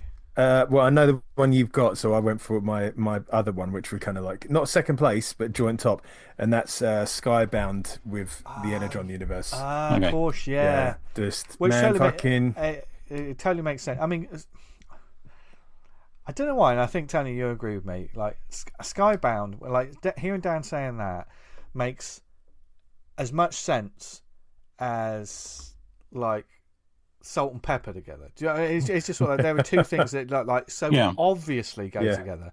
Cheese and pickle. Think in the same way that I chose, you could guarantee I'd choose Valiant. I Yeah. think it fits so well with Dan for And Energon. Yeah. Now I know you say the Energon, but I think there's a history there as well, because you know you go back to oh, it's got Invincible, Walking Dead. I mean, there was the Walking Dead, which I know you only have a certain amount of investment in, Dan, but like G.I. Joe. Do you know what I mean? It's almost like this company that you were, and these creatives that you were a fan of Astonishing anyway, Wolfman. have now said, "Oh, Dan Butcher, you know all those things you really fucking loved. Yeah. Well, we've got We're them now, gonna do 'em." so we're going to make comics for you. Is that right?" Yeah, but I was a bit Jewish when they were going to kind of mixing up the Transformers and G.I. Joe off the rip, It's but then weird, they've done it yes, really. it's- They've done it really well. Yeah. I can't, man. If I was like a Destro comic, and then you read it too, and you was like, "This is really good," and I was Yeah, I like, really "Yeah, liked it's it, yeah. actually yeah." Like again, really it's the first time I've read G.I. Joe. Yeah. And that's the thing is, like, when I haven't really read any of the G.I. Joe ones yet, because, you know, I left my heart in San Francisco. Do you know what I mean? It's that, you know, the G.I. Joe's there. But I've heard so many good things that I'm definitely gonna read them out. But Most of it's on Global. But yeah, but when you see them though, you're thinking, yeah, G.I. Joe. Of course they're going to start with who? They're starting with so Destro's got and Scarlet's got a. Who's the other one who had the other series? Cobra Commander's got his own Cobra suit, Commander, Duke. yeah. And it was like, and Duke's got Duke, yeah. Okay, all right. Well, where's Snake Eyes? Where's Not Snake even- Eyes? Not turned up. And for me, that is a massive example of like Yeah. these people are fucking thinking about what they're doing. They know what they're doing. They're not Yeah. fucking front loading it with Wolverine and putting Wolverine fucking everywhere. Yeah. Imagine how powerful it's going to be when he arrives. When he actually turns up, it's going to be great. Yeah, gonna it's be- going to be absolutely great. Yeah. It's the fact that they kind of like, when you see him making decisions like that, it's like they know what they're doing. And I think my list is pretty much just, I had so much fun and enjoyment reading these titles. That's what I went for. And That's exactly what, and that's what it should be. You know, especially like with this show and with us and stuff. Like, I'm not a professional reviewer. I don't work for any fucking. No, same. I don't work for any website that's paying me to review things or like anything like that. So the stuff that I'm going to talk about is the stuff that I've enjoyed and had fun with. And there's been some genuine comics this year that have reignited a sense of fun. And I just hold. Do you know what I mean? When you like, fucking hell, you've got it. You finally fucking got it. It's so nice. And I think, yeah, absolutely. I think I was really surprised at like Void Rivals to begin with. Never mind everything else that was tied into it. Void Rivals itself was like, this is just a good comic. yeah, this is a good comic. It's You know really, what I mean? Great premise. It's Yeah. still star-crossed lovers. Yeah. From war factions. It's It was almost like that enemy mine kind of yeah. thing, wasn't it? They sort of they get stranded together and they've got to try and help each other out. Yeah. It was clearly a riff on that, wasn't it? Yeah. I think they've Yeah. And I've been a fan of the Skybound stuff. I think was it earlier this year I read Firepower in its entirety, I think, which I thoroughly enjoyed. So yeah, I think that's a good one. So go check out when the new G.I. Joe stuff's the issue 1. I read that. I reviewed it on the show. I've got 2 and 3 coming in, but that's really good as well. Yeah. Highly rate it. I'll probably go and read them in a minute when we're done here. My one, which danced around the ice a little bit, and I think these 3 choices are fairly obvious choices, really, because all 3 of them have been putting out good comics. We were wondering, what is this all about? How good is this going to be? When we originally spoke about Ghost Machine, which is obviously put out through Image, as is Skybound. And seeing these people sort of, you know, I don't know about you guys. If you've been reading comics in it for any length of time, we've seen quite a few manifestos, haven't we? Yeah. You know when you get the creators going, here's what we want to do, and trust me, this time it's going to be done right. Yeah. The brand new stuff. The brand new stuff. Yeah. And what happens? People go off to do other things, and like, you know, we've seen a few of these things die on the vine, which is a shame sometimes, because sometimes they leave us with the best memories that never got continued. And so when we did the Ghost Machine stuff, I'm like, well, this is interesting. They're doing some different. Wow, they're doing these different kind of series. Let's see what this is going to be. And obviously the Junkyard Joe series and Geiger, which Tony had read before, which was then being picked up and brought into this new line with Redcoat, Rook, Exodus, Geiger, Hyde Street. You've done Redcoat, haven't we? Yeah. As we said, like Hornsby and Halo, wasn't it? And yes, the list is growing, and a varied line of creators, and that's all well and good. You're always gonna. It's nice to see like people saying we've got a strong line of books. We're gonna start putting these out. It's like, I think we're old enough to be like, well, show me the money, okay? So let's just show me what you got, and then we start reading them, and we're like, we message each other like, have you read this? This is really fucking good. Have you read this other one? Yeah, it's really fucking good, isn't it? What about this one? Yeah, it's really fucking good. And it just became. We were almost a broken record, weren't we? Like.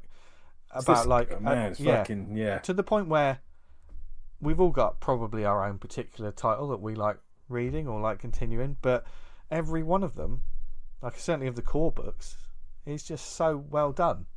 I think they're just like really professionally made. Yeah. There's no, like, we're so used to just any old tap being half-assed and stuck out by the big two, especially that we've got these books by fucking best thing ever. Yeah. Johns knows what he's doing. He's a good writer. I like Johns. I think him and people like Wade, they know this sort of comics, don't they? Yeah. I mean, Grant Morrison, when he was working on the New 52 with Jeff Johns, he said he's the best comic book writer ever. He loves him. He thinks he's just amazing because he's just very switched on. And he's gathered around him these people who are just top of their trade. Yeah. And the best thing about it, I've watched some of the YouTube videos of them. They have this sort of yearly gathering, don't they? And they'll go to a fancy restaurant. They have like the menu was like a Ghost Machine menu with like Geiger steak and this sort of thing on it. And they just clearly get on really well together and are just trying to, almost like they're trying to outdo each other. You can see that Hitch has turned his game up, that Gary Frank has turned his game up, that Peter J. Tomasi has turned his game up. All these people are just like, fucking, they want to do the best for this group of friends, group of colleagues, and everything is good. Yeah, that healthy competition just breeds excellence. Exactly. If you're competing to be the best and you keep wanting to one up each other, it's and it's the old story that Dave Gibbons told about when he was in the studio with Mick McMahon. They would like fucking that was when they were really cooking, because he'd show, I've done this today, I've done like Slain, and it's like fucking hell, I need to up my game. Yeah, and they all like properly fucking care. They all they're in it and they're supportive of each other. Like, I mean, you see it through the books. You see it through the books. Yeah, you see it when they're talking, and obviously they're properly PR. They're properly promoting this stuff. And like just if you follow them on any kind of social media or Instagram or whatever, there's always a little video like talking about in interviews and talking to creators, and they've got such a wide range. I mean, it is what they're choosing to do, or what they've chosen to do is like a big daunting thing. It's not something you don't do something like this idly. Do you know what I mean? Because no. Yeah, I mean, it's a massive, especially now, time, financial commitment to do taking a chance with a financial commitment as well. Yeah, and they're creator owned. I mean, like as it said the first fully shared creator owned universe. That was what they said in the Ghost Machine one shot. And I've not. I mean, it may be that these are headed to Warner Brothers or a movie studio. I've not seen a hint of that, and I'm so glad. Yeah. It doesn't feel like a fucking pitch. Do you know what I mean? Yeah, We've read books like that. It felt like pitches. The only things like you've seen are like merch. I want some Ghost Machine merch, but like and Oh some mate, action... I've already bought 2 T-shirts. I was so nearly bought that action figure of Junkyard Joe. Junkyard Joe. Yeah. Have you seen that? That's sold out now. Yeah. Oh, okay. Yeah. But these creators, I've just brought up the list of, because it seems like they've got this lineup, and so far it feels like they've got this great selection of books, and they're just concentrating on making those as good as fucking possible. Do you know what I mean? They're not, they go, and that's how you take over the world. You take over the world by just being good at what you fucking do, rather than overstretch yourself. Jason Fabok, or is it Fabok? Gary Frank, Brian Hitch, Jeff Johns, Lamont McGee, Francis Manipul, Brad Meltzer, Ivan Rice, Peter Schneesberg, I got that wrong, Peter J. Tomasi, and Maytao Shut, or Zut. Yeah. Apologies if I've murdered any of those I ain't names. picking up anyone on names because I'm fucking terrible at But it. every single one of those people, whenever I've seen clips of them, I've just been like, this is fucking great. And when they're happy people make good comics, don't they? So it's like, and there is something for everyone. I know we've just talked about the creators and the publishing. Oh, there's a family book. There's a horror book. Yeah. There's a history, like a Moorcockian, Action, sci-fi. Eternal Warrior book. Yeah. There's a And Simon Pure is the greatest character. I love Simon Pure. The dude in red coat. He's so good. I mean, look at this. Like, it's just random issue 8, and it's already got the best wraparound cover. From look at that. Yeah. And their characters are people. Yeah. I think that's one thing to say. That there's not a perfect way of doing things. They're imperfect people. So what they're saying with that, there's 4 universes. I've just checked this out. Actually, there's the Unnamed, which is Geiger, Redcoat, Junkyard Joe. Yeah. You got Rook, which is Rook Exodus on its own. You got the Hyde Street universes, Hyde Street and Devour, which I thought was a one-shot that came out. I think we read that. And then Family Odysseys, which is Rocket Fellas and Hornsby and Halo. So there's almost like there's 4 separate arms to it, if you see what I mean. Yeah.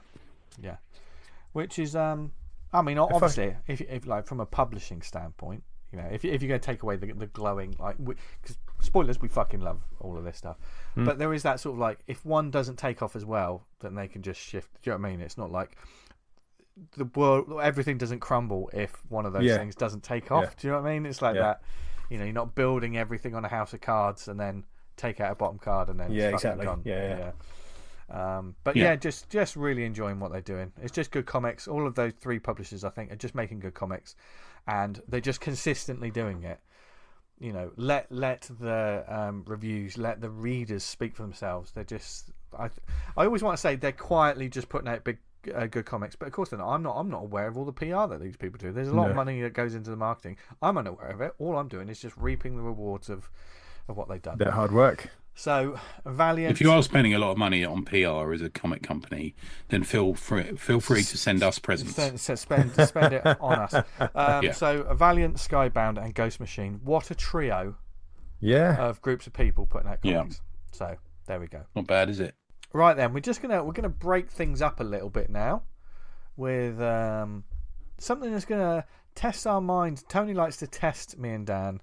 Well, there's not. I mean, I'll be surprised if you get these, but it's a sort of. I always put 110% into it. I know. Everyone needs to. But very rarely to see, do we? But, yesterday I popped in. Fail. Yesterday I popped into. I went to the Mega City Comics in Camden. They were having a sale on. Good news, by the way. Looks like they might have an investor, so they look hopefully touch that they won't be closing. Fingers crossed. Good lads. Really, really chatty, vibey place yesterday. Really fun. Had a fucking ball in there, honestly. Nice. Did that with Falpy, and then we popped into Gosh together for getting a bite of lunch, and they had some old comic book price guides, the American versions, and this is the 5th version of it, which came out in 1975, which Vince correctly identified as a Joe Kubert cover. Is that Tarzan? Yeah, Tarzan the Apes. Yeah. So I saw this. This was the oldest one they had in. So I thought, I'm going to buy this because I used to get the English ones, the British ones, and I've got the odd one from America. But I thought I don't have one that goes back to 75, so I'm going to get this.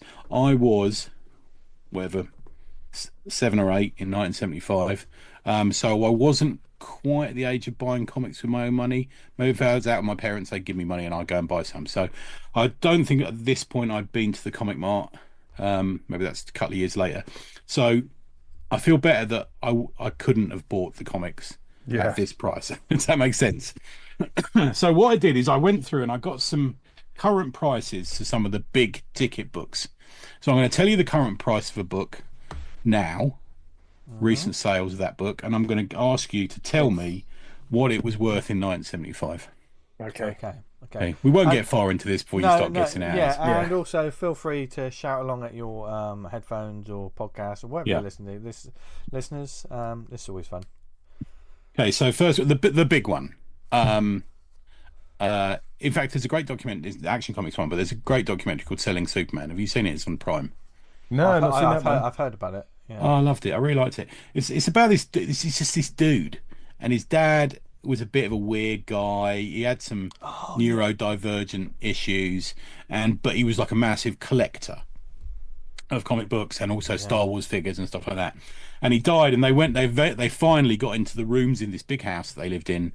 And the dude's a grown up now. He's got a business. He's just like average, got a family, kids, And he's gone and looks and he says, "This is $multi-million worth of collection." And they had first issues but multiples of first issues anyway. So they found a load of the comic collection was ridiculous, wasn't it? Yeah. And he gets his mate in, and his mate's like from school. Is his mate from school who's a bit different, bit strange, because but he he's doesn't know. He doesn't really know the main guy. Not really. He said, "I used to read them and enjoy them, but I'm not like my mate here and my dad was."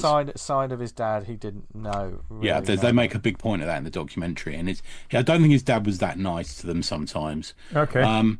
But he gets his mate who loves comics, and his mate is like, they spend all their times in this lockup they've got with all these comics, and they're like, "Fucking hell, look at this." And then they go to convention, and they meet this little dude who I think he's had sort of some kind of, he hasn't been well as a child, and he's got an issue with his spine, and him and his dad take comics to like Heroes and Baltimore and sell their comics and comic collections and stuff like that.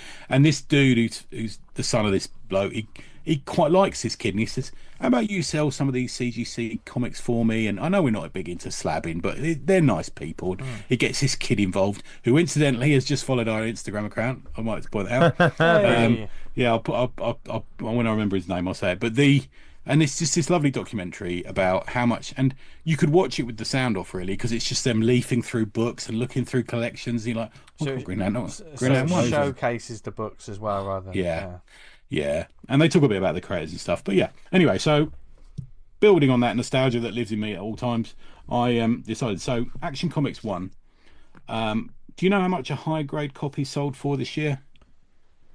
Oh, I've stayed out of that pricing game for a long time. Yeah, probably through heritage auctions. Million? I was about to say 750,000. Half a million? 6 million. Ooh, that's how bad we're going to get this wrong. So guess how much it would have cost you to buy a mint copy in 1975? Oh, and the thing is, rate of inflation and $75. No, I reckon 50,000. 3,600. 3,600. We need to invest in a time machine. Yeah. Let's go to another one. Amazing Fantasy 15. What date? How old is that at this particular? So would have been, what is it? 12, 13 years old. It's the first Spider-Man issue. How much did it sell for modern times? A 9.6 sold in 2011 for 1.1 million. Fucking hell. So for those that don't know, grading is now you either get near mint, fine, etc., or you get grading 1 to 10. Yeah. So a near mint was 1.1. I suspect that's much more now. What was the last one we just did? How much did that sell for? That was the last one with the Action Comics 1 was 6 million. And it was sold for 3,600. Yeah, 3,600. I'll go for 15k. I reckon 1,500. In 1975, Amazing Fantasy 15 would have cost you $80 mint. Oh. $60 fine. So that's affordable. I mean, we're also taking into account that there is over 40 years of time and degradation. Yes. The fact that these things are staying mint now is a thing massively. by itself, isn't it? Yeah. Well, you saw me got very excited yesterday about Kirby Fantastic Four that I bought. So yeah. Let's skip past. So I've got Detective 27, but it won't be. So okay, so And Incredible also, weekly Hulk. comics for us were like fucking 30p back in the day. Oh, Yeah. yeah, that's for me. But yeah, Incredible Hulk 181, the first one panel appearance of Wolverine. It wasn't his first appearance, not first full appearance. $5. So what is it now? Oh, what is it now? Because of Wolverine. Oh, 600 grand. A CGC 8.0 5K. Okay. But in 1975, you could have bought this very comic. What did I say? Did I say $50? What did I say? $8. 20 cents. 27. Oh. I guess it's actually closer to the time though, isn't it? Yeah, it's very close to it. Yeah. I guess Wolverine wasn't that big though back then, was exactly. he? No, nobody knew it was. No. I mean, sorry to all you Wolverine fans. There's not as many people gave a shit about him back in the day. Yeah. He wasn't the character though, was he? No. He became. We didn't know whether he had a mask on or whatever it was, or yeah. There's like 100 characters they introduced then, which were nothing and are nothing. He just happened to. Yeah. Let's do the first appearance of Batman, Detective Comics 27, a recent-ish 1.82 million. How much could you have bought it for in 1975? 1975. When was the cover date of it? Was it 1939? Was it? Is that or something? 40? I can't remember exactly. Yeah. So we're talking about 30 years. $10. No, that's 2K. That's 2K. Fine would have cost you 2K, which is a lot for this book. It is a lot. Yeah. But also, I would say 1975 Batman was pretty high. His stock was pretty high. So that makes. Yeah. You know, and let's do one more. Marvel's on the rise at that moment. Yeah. A lot of the big hitters for DC are already big hitters, aren't they? Yeah. I think buyers and readers are different from collectors as well. Yeah. And that dynamic has shifted a lot. I remember we talk about this one day, but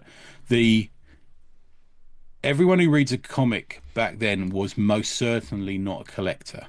Yeah.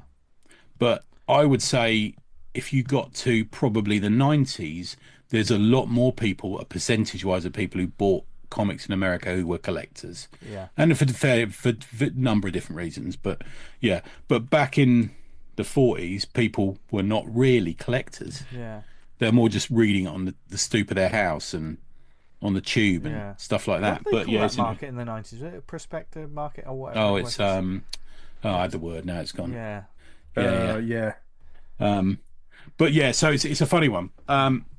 So Mad Comic Magazine, Mad Comic issue 1. So I don't know if you know this. Mad started off as a comic. We talked about this last week, didn't we? And then it became a magazine. So the first issue of the comic, Wally Wood, Harvey Kurtzman cover, it was worth. It's now worth about 3.1k.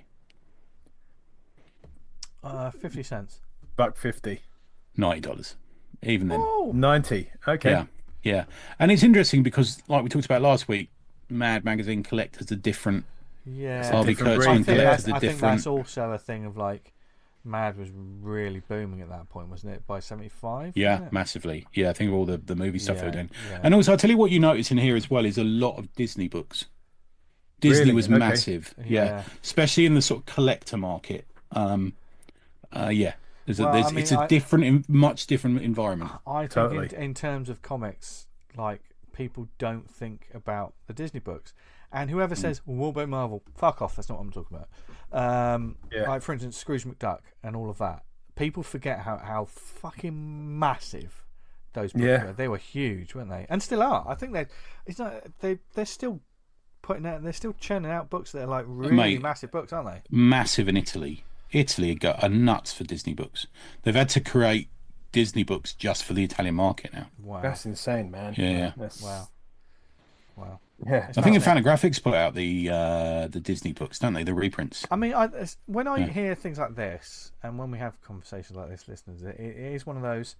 Oh, there's a show there. Do you know what I mean? Because it's the side of comics that I don't know about, and so much I don't know about. Yeah. Speculator.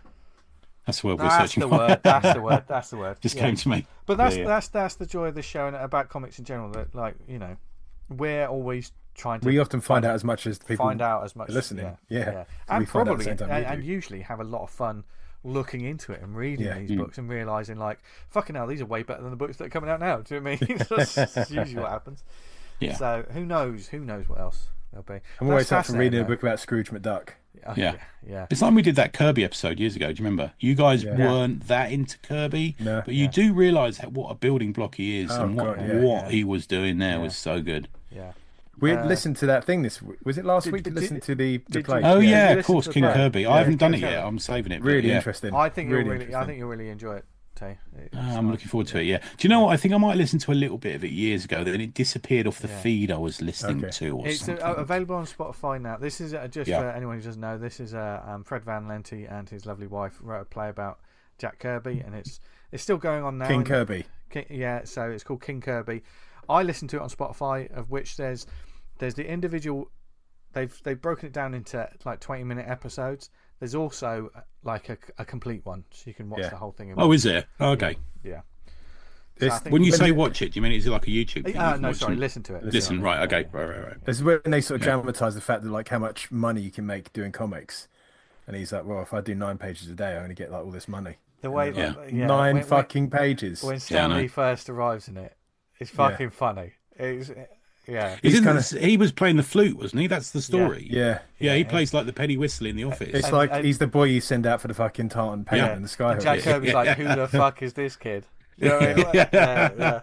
Yeah, I've heard that story told. Yeah, because he didn't. His first published thing was in when Kirby and Simon were doing Captain America. I think he had a text piece and I think the only reason they had a text piece in it is because it got it around some kind of tax implication. If it had a text piece in, they broached that in it. You have to listen. Do they? Yeah, right. It's really well done. Right. There is one, just to tell you about like the history of comics, people. There is that one moment was like, oh well, we just cleared 1 million with Captain America issue 1, so we're already more popular than them. And they're just like throwing these numbers about, just thinking, oh yeah, there was a time when everyone read, wasn't there? Yeah, I know. And we remember it as kids. There was a time when everyone in your class read comics. Yeah. But also, it is a story where it's like, it's their work, it's their jobs. You know? Oh, totally. It's not one of those glamorous. Workmanship. It's not like, I live in a world of make believe where I'm constantly thinking about all this. It's people going, right, I've come up with this and I'm doing this, and this is going to sell. And publishers usually being arseholes. Yeah. Also, if you like that world, get on the Howard Chaykin's Hey Kids comics. It's a similar sort of thing, but a comic. Nice. So, from speculation and numbers, award ceremony. Let's not speculate. Let's talk about more things that we really enjoyed. Not speculate. Let's ejaculate. And let's ejaculate together. That's another T-shirt. I came up with a brilliant. I came up with a T-shirt about my father. This week. Me and Dan were going, let's do this T-shirt about Dan's dad, and Vince is like, no, we're not. I suggest, how do you illustrate that? Yeah, I've got an idea for that. Well, and the listeners will never know, but perhaps if you come to the 500th, you might hear about Dan's dad. You might hear about it. But what you're going to hear about now? Is your dad catering the event? Stop it. But what you are going to hear about is we're going to jump in with. I mean, we mentioned the sponsor, and we do genuinely love them. They haven't put us up to this. No. Oh yeah, we came up with this on our own, didn't we? We came up with this on our own because we do use the service a lot. So it was the brown nose, black tongue special. The brown noser category. Although I'm sure some of our listeners have jumped on board Global Comics as well. So this is the fave Global Comics find of 2024. I mean, we talk about this service of like, it being some place to discover new stuff, and it really is. That's why it was like, okay, as well as all the other things, it'd be nice to, sometimes just pick out something that maybe isn't on other people's radars. Maybe they won't be in certain lists, but they might be in our list. So, Tony, what have you got? I had to go with something that I hadn't seen before Global Comics. So there's a lot of stuff that I read on there is people or comics I'd seen before, or I'd seen on the shelf at the comic shop, for example. And I went, they've got them Global Comics. So it was quite a difficult one to sort of go back and think, was this the first time I saw it? But mine is I've changed mine since I sent it to you, by the way. It's changed in the last 4 hours. Mine is the comics of Stefano Cardacelli, who I really like. Love Me is one of the comics that I reviewed, I think maybe 6 months ago or so, about a robot that fights the sort of Yakuza over a girl he meets. And For those that haven't seen his stuff, go and look him up on Instagram. There's, it's, I don't think writers quite know how to deal with him. I think, I prefer stuff that he just does himself because he's got that. He's not a million miles away from Brendan McCarthy for me. Right. That sort of wild, outlandish playing with anatomy, shapes, and stuff, but it totally making sense. Cartoony use of color, psychedelia. That's that area. But he does stuff that is very strange. He should be drawing Dread on the regulars. He should have a 2000 AD story, like I don't know, fucking Robo Hunter or that sort of type of thing. The nearest, if you drew a line between McCarthy and Bellardinelli, he'd be there somewhere. And I don't just say that because he's Italian. But yeah, I really like his stuff. Stefano Cardacelli, find him on Instagram. You follow him on Instagram. He seemingly does something new every day. Beautiful stuff. Really good. That's smart. Nice, damn. I think there may be a link to your one on that one, Vince, so I didn't stray too far on that one. I've got a title I found on Global Comics, Sashimi by Mako. I don't know the gender of Mako. I think she's a she. Yeah, I don't know. I've looked on their website and I can't see. I've just sent you a link to their website. Okay. Because it's great. It's such a great website. They sell a lot of kind of. I think it's like a business thing where they sell a lot of merchandise, t-shirts, stuff like that. But it's a lovely website to go visit. It's mako-vice.com. So Sashimi, Jun desires the perfect body. As a consequence, she will take whatever she wants from whoever she wants to achieve it, stripping every trait, gift, and characteristic from those around her, even from beyond the grave. Among her countless victims she lures, a young woman named Kimiko shows a promising trait, but both of these women have secrets, and not is all what it seems. I popped across this one. Very manga styling with fucking tons of body horror in it. I absolutely fucking adore that cover for Sashimi. Yeah. It's fucking the one with the cuts, that one. Yeah. Is that the one? Yeah. She's kind of got the contrast in the art where you're gonna go from the kind of the perfect unblemished skin where it's just white, and then it gets torn open and there's really vivid pictures of intestines and the body spilling out. Yeah. And in that, it's a kind of body horror. If she sees something she likes from someone, she can kill them and take that into themselves, and she's trying to build the perfect body, so like she's got the perfect set of legs, eyes, hair, whatever, and it's got the sense of the underground about it somehow as well. Yeah, it's very kind of a lot of people wouldn't like this for the content, which lots of blood and guts and body horror. A lot of people fucking sign me up. Yeah, maybe talk about this, Dan, but like, let's buy temporary tattoos. Let's buy temporary tattoos and get them. Yeah, let's get real tattoos. Full tattoos. Yeah. Tattoo get that fucking tattoo they get in Starship Troopers. They start pouring the alcohol out when he's getting done. You want to live forever? Mobile infantry. Yeah, so go check out. I think there's 2 titles on Global by Mako, Sashimi and another one. Okay. So nice. Yeah, love it. Nice. Now, Discovery, I'm slightly changing it up a little bit as well. This is Global Comics Find. That one still. Sorry, Global Comics Find. Yeah, I'm going to slightly change it up a little bit as well. I am going to sort of shout out that there's an awful lot of publishers and stuff like that I, not being privy to like a proper full-on comic book shop on my doorstep, although Excelsior Comics in Bristol looks pretty fucking special now. So you've been in now, have you? Or... No, I haven't yet. It's one of the things I'll probably head down and do sooner rather than later. But being a goblin in a cave, as I am, digital is usually the way to go. So, like with Global Comics, especially seeing some of these publishers, because sometimes you go to a lot of stores and these independent publishers you're not going to see them. They have the Marvel and the DC and they have Dark Horse. You miss them, man. There's only so much shelf space, I think, sometimes. So, Mad Cave Studios, Mad Cave Productions, whatever they're called. I've noticed that they've been putting out they came onto my radar in a big way this year with Global Comics, and certainly because they've stepped back into the game with the IP as well, like Flash Gordon and like Dick Defends Tracy. the Earth. Yeah, Defenders of the Earth, Dick Tracy. Do you know what I mean? There's this stuff that seems to be coming like a new wave of it, and they also do a lot of like one and done books, and some of this stuff's been out for a few years. But of course, this is, I'm discovering it on sort of Global Comics. So, and they've got a raft. I know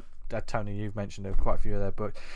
In fact, it's almost been a bit of a joke for the last couple of months. It's like we keep mentioning this company every other week. The thing is, they're not just day date. Sometimes they're earlier than day date. Yeah. So they're putting out some really exciting stuff. So that was a publisher one, and the like Wesley Griffith, who's a creator on that I found on Global Comics, that I probably wouldn't have found his work anywhere else. But he's a creator that I know The Jump is one you talked about. Grotesque. It's one of the first I did when we got the app. Yeah, and like things like Grotesque and stuff like that. I've jumped on as well. He's one that's just doing some very interesting stuff. I have to see if we can get him on a future show. Because that's like one of those. Yes, this is that kind of small press and indie voice that I would have missed out on completely. Do you know what I mean? Especially like from the States. We're unaware of so many of these great indie and small press voices. Yeah. So those are my sort of finds from Global Comics. I think I know I'm being a bit cheeky, bumping. That's right. Yeah, so I thought I'd mention two. I slightly changed my one for the next topic that we're going to talk about. Oh, have you? Okay. Which is our discovery of 2024. Now, this could be, this could be anything. Anything. Yeah. This could be a book. This could be a process. Gooches. This could be a gooch. This could be a some sort of hole. It can be a new way of eating, or a manhole, for instance. Thanks, Tom. Tony's favourite. But no, it could be anything. It could be like a documentary. Just something comics orientated. What did we discover this year that just took us by surprise and we really enjoyed? So, Tony, what's yours? Yeah, mine is there's a lot of newish people in the scene who I've enjoyed, but there wasn't many that I could trace back from just this year. Does that make sense? Yeah. So it would have been, for example, J. Webster Sharp, but I know I was reading her stuff last year. It could have been Ethan Llewellyn, but I knew I read NAF last year. And there's a lot of that. So I was wanting to make sure it's 2024 for me. I know these people existed before that, but for me, it's Matthew Schofield and Steamroller Man. I am massively in the debt of Dan, who I kept saying to Dan, do you want to do this one? Because you put in my way. Dan put in my way, and he's turned into a bit of our buddy, isn't he, really? Yeah. He's been on the show a couple of times this year, and he's literally just commented on the Slack. So he's a lovely dude and everything, with an animation career, like an established, brilliant, high-profile, animation career. But because his love for comics is such, he's doing Steamroller Man. Yeah. Now, I put Steamroller Man in my Never on Anything top 20 last week, and stuck it on the EOC Slack as well, to say, because everyone who puts they put their favourites on there, and a lot of people said, "Oh, I haven't seen that." And look, so I'm bang into that, and I described it on there as, "Are you missing Mad Magazine, and are you missing The Tick?" Yeah, and great. Somewhere between the two of them is Steamroller Man, and it's so well done. It's so professionally drawn. There's a real bounce and very accomplished, bombastic action and hilarity to it. Yeah. It's such a lovely design. I'm surprised. I'm not surprised nobody's thought of it before, because it's so wackadoodle. But it's just such a lovely, funny design. It just doesn't work, and consequently does. That I think it should run and run. This should be all over. Somebody should be picking this up. Yeah. Bongo Comics. I agree. Well, what a funny one thing of, but or Fantagraphics or Drawn and Quarterly should be picking this up and sticking it out, because it is the most competent comic we've seen out of the small press, just as suddenly burst out of small press. That is this. And thanks, Dan, for putting it in my way. But Matthew Schofield's Steamroller Man's my one. There you go. Yeah. And Matthew, the PayPal to no, in all seriousness, Matthew's such a good. We had him on just to talk comics with. Yeah, him. he's very humble about it as well. Yeah. Really nice guy. Dan, what's yours?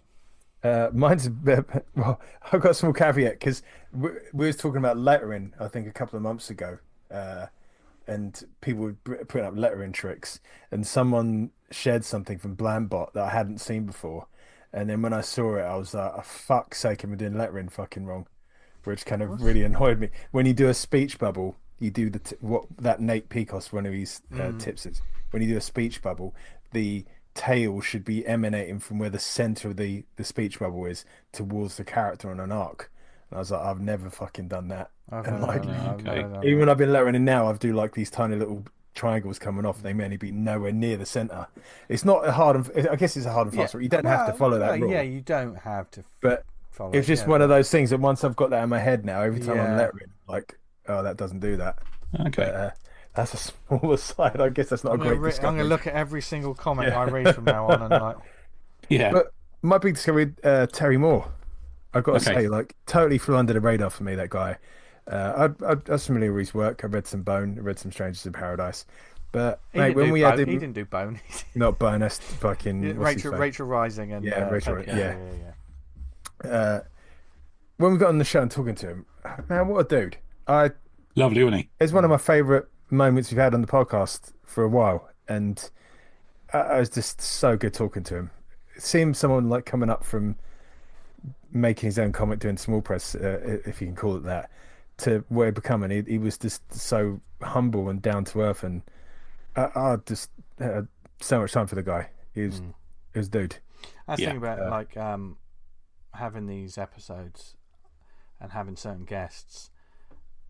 I think it's wonderful when you have these guests or like creators or whoever they are, and you have new appreciation for their work, and then you discover their work almost afterwards, or you jump into it more.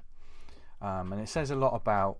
I mean, we like to have a laugh on this show, but the way I think whenever we have guests on this show, whenever we have people talking to us, if you're on the show, it's on you to, you know, this isn't like a PR exercise. This isn't like a marketing thing. I'm not, you know, we're not reading from a sheet. I have like usually a spiel to start off the conversation, and then we see where the conversation goes.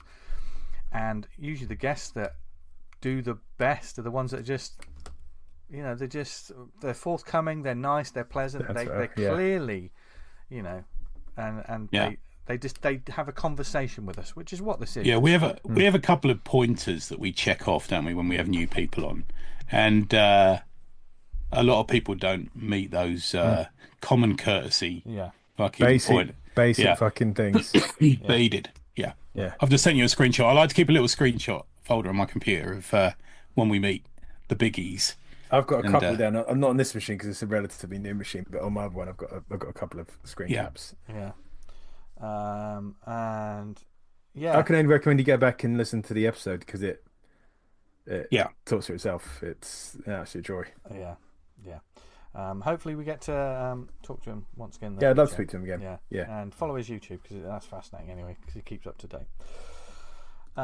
Okay, my discovery, which kind of changed a little bit later. A topic like this is always an interesting thing because you just think, well, what did I discover? Because this is a show where we're discovering lots of comic books and we're telling everyone about them and all kinds of things. And then I just thought about the one that sort of caught me off guard. Surprise discovery. And it was a recent one for me, and this was a Kickstarter. It was discovering that the guys from 12 Gauge Comics were putting out the artist edition of Body Bags. And a project that I thought, unfortunately, with the passing of the artists and stuff, had, you know, disappeared. That's doing the right thing, man. Yeah, and just being like, they don't have to, and they don't. They are. Yeah. So, you know, this. I mean, I've spoken about it a couple of times on the show, so I'm not going to go on about it. But you know, it's going to be a glorious book. The Kickstarter itself, very rare do I pledge something for something this high and then think about the postage afterwards. But it's a once in a lifetime thing for someone like me. And I think when it comes to, I mean, Jason Pearson is pretty much one of my favourite artists of all time. They're my favourite creators of all time. So sometimes you got to save up your paper and money and go for it. So so that was a real pleasant discovery, and the discovering of like emailing people of like, oh, can I get this, and so also seeing that the people involved genuinely care and are doing the goes a long way. Doing the right thing. So that was a real so that one's mine, which I changed at the last moment. Cool. Yeah. So there's a lot of great picks there. Any long-time listeners of the show will obviously, they would have heard us espouse these things over and over. Yeah. So we're gonna start a tradition now. This is going to be something every year. We'll build it up, won't we? We're going to build it up. There are some people have Hall of Fames, some people have Mount Rushmores. We've got a Hall of Honor. Yeah. The Awesome Comics Podcast Hall of Honor. This is one empty hall at the moment. It's an empty hall at the moment. It's a fortress of solitude at the moment. We have. There's a lovely paint job. We put in the plush carpet, and we need to mount those wonderful portraits of those people we want to put in the Hall of Honor. And this Need is some finger food, don't we? And this is just something. We're going to be quite honest. This is just for us three. This is just our own. Yeah. Who are we going to? So every year we're going to pick out a creator or someone to go in the Awesome Comics Podcast Hall of Honor. Now, who are the first people to go in this year as we sign off 2024? Tony, do you want to kick us off? I mean, mine's an easy one that anyone who knows me can guess, but easy. Mine's Pat Mills. Great. He's created so much that is the foundation of comics. I think people in America need to realise quite how much he's created. I don't think a lot of the British invasion would have happened if it wasn't for 2000 AD, and that we wouldn't have had that if it wasn't for Pat creating 2000 AD and a host of other comics. Amongst that, he then has strayed into American, Franco-Belgian, and I think maybe another market, which I'm not sure whether he's mentioned quite yet, but there's another market he's crept into, a massive market as well. He continues to create now. From his home in sunny Spain, he's not only creating for companies, he's also creating for something that he stands by a lot, is creator rights. He fights a lot for that, and he's creating you could describe as small press. Mills versus is basically him and Lisa working alongside artists like Ian Ashcroft and Olivier Ledroit and these sort of people. So he's basically one of the few people I know in this world, in any area of this world, who hasn't sold out. And we're very blessed to be friends of his here. And there's no more giving person in this industry than Pat. I mean, we're nothing compared to Pat in the way that we do comics, and we're nobodies compared to him. But he'll sit down and he will pass every single ACP test by asking us about ourselves, asking us our opinions, asking what we like reading, telling us about things we could be doing, telling us about things he's done. I've sat in that man's company for hundreds of hours over the years. We go and visit them every year in Spain, and I've had, he is as interested in me as I'm interested in him, and that is saying something, because I'm super interested in that dude. He's the greatest, and he's the godfather of British comics, and I think he should be number one on our list. Genuinely, I really feel like he's the dude who should be there. But I think he's also an example of it's nice for me that, like, this sort of noob that's sometimes like meeting creators, and some of these names that I've been hugely fortunate to talk to while we've been doing this show. If I had spoken to the teenage me and just like, see that creator there, you're going to be speaking to them in 20 odd years, and I would have been like, no, I won't. This is pipe dreams. Not just talking to, been out for dinner with, hung out with, and then had a laugh with, meeting these people, and they're just lovely people. I mean, we always talk about, they are just people at the end of the day. Do you know what I mean? Agreed. They're not. We're not surgeons saving lives. We're not on front lines of all these all these other people that should be being paid millions. But these people that are writing these or creating these things that are important to us, and when you meet them, and certainly some of them, it goes to their head. And then you meet someone as we have done a few times on the show, and I know a lot of our listeners have as well, with lots of the creators that they like. You meet people who have created legacies, like genuine. That when that word, you can use that word legacy. They've created multi-million-dollar franchises. Yeah. Yes. Yeah. And every person to a one has always been, they've got stories to tell, because they're there for the mucky dirt that's in the ditches, as well as the sipping champagne when your comics sold well or something like that. They've all got stories to tell. But when you hear these people, and they're just genuinely nice people, they've got a smile for you. And Pat's always got a smile for us. Yeah. And it's just nice. Do you know what I mean? So much of his work that is in my DNA as a creator. Yeah. It's just I think all the time hard-coded about the in. way he puts thought into a book before he writes it. And It's something I think about all it the time. speaks volumes. I think it speaks volumes. We have spoken about how certainly the European market being one that is like, it's not just a hobby, it's a culture, and the way they look at the art form of comics and sequential storytelling. I think it does speak volumes that the European market is tapped into what he's doing. And sometimes, like for instance, like the UK or the US are just not hearing it. And it's like, how can you not understand this? This like Requiem, Vampire Night. I don't think people understand. When there was a launch for a Requiem, there was a fucking, when I saw the pictures of like They don't, what looked like an opera house, like fucking made to look like a vampire nightclub, and I'm like, I'm sorry, what? Yeah, I know. What? You know, a lot of the time, the best we get over here, and this is no disrespect because they are lovely events, but it's like someone's launching a book and they're doing a signing in Forbidden Planet. It's like, no, he had a fucking vampire nightclub in one of his fucking books. I can't imagine what that was like after seeing the artwork for that fucking book. But that's the thing, they're catching up so slowly. Imagine it. Remember how long America batted off manga, and then suddenly it just fucking took its legs away during lockdown.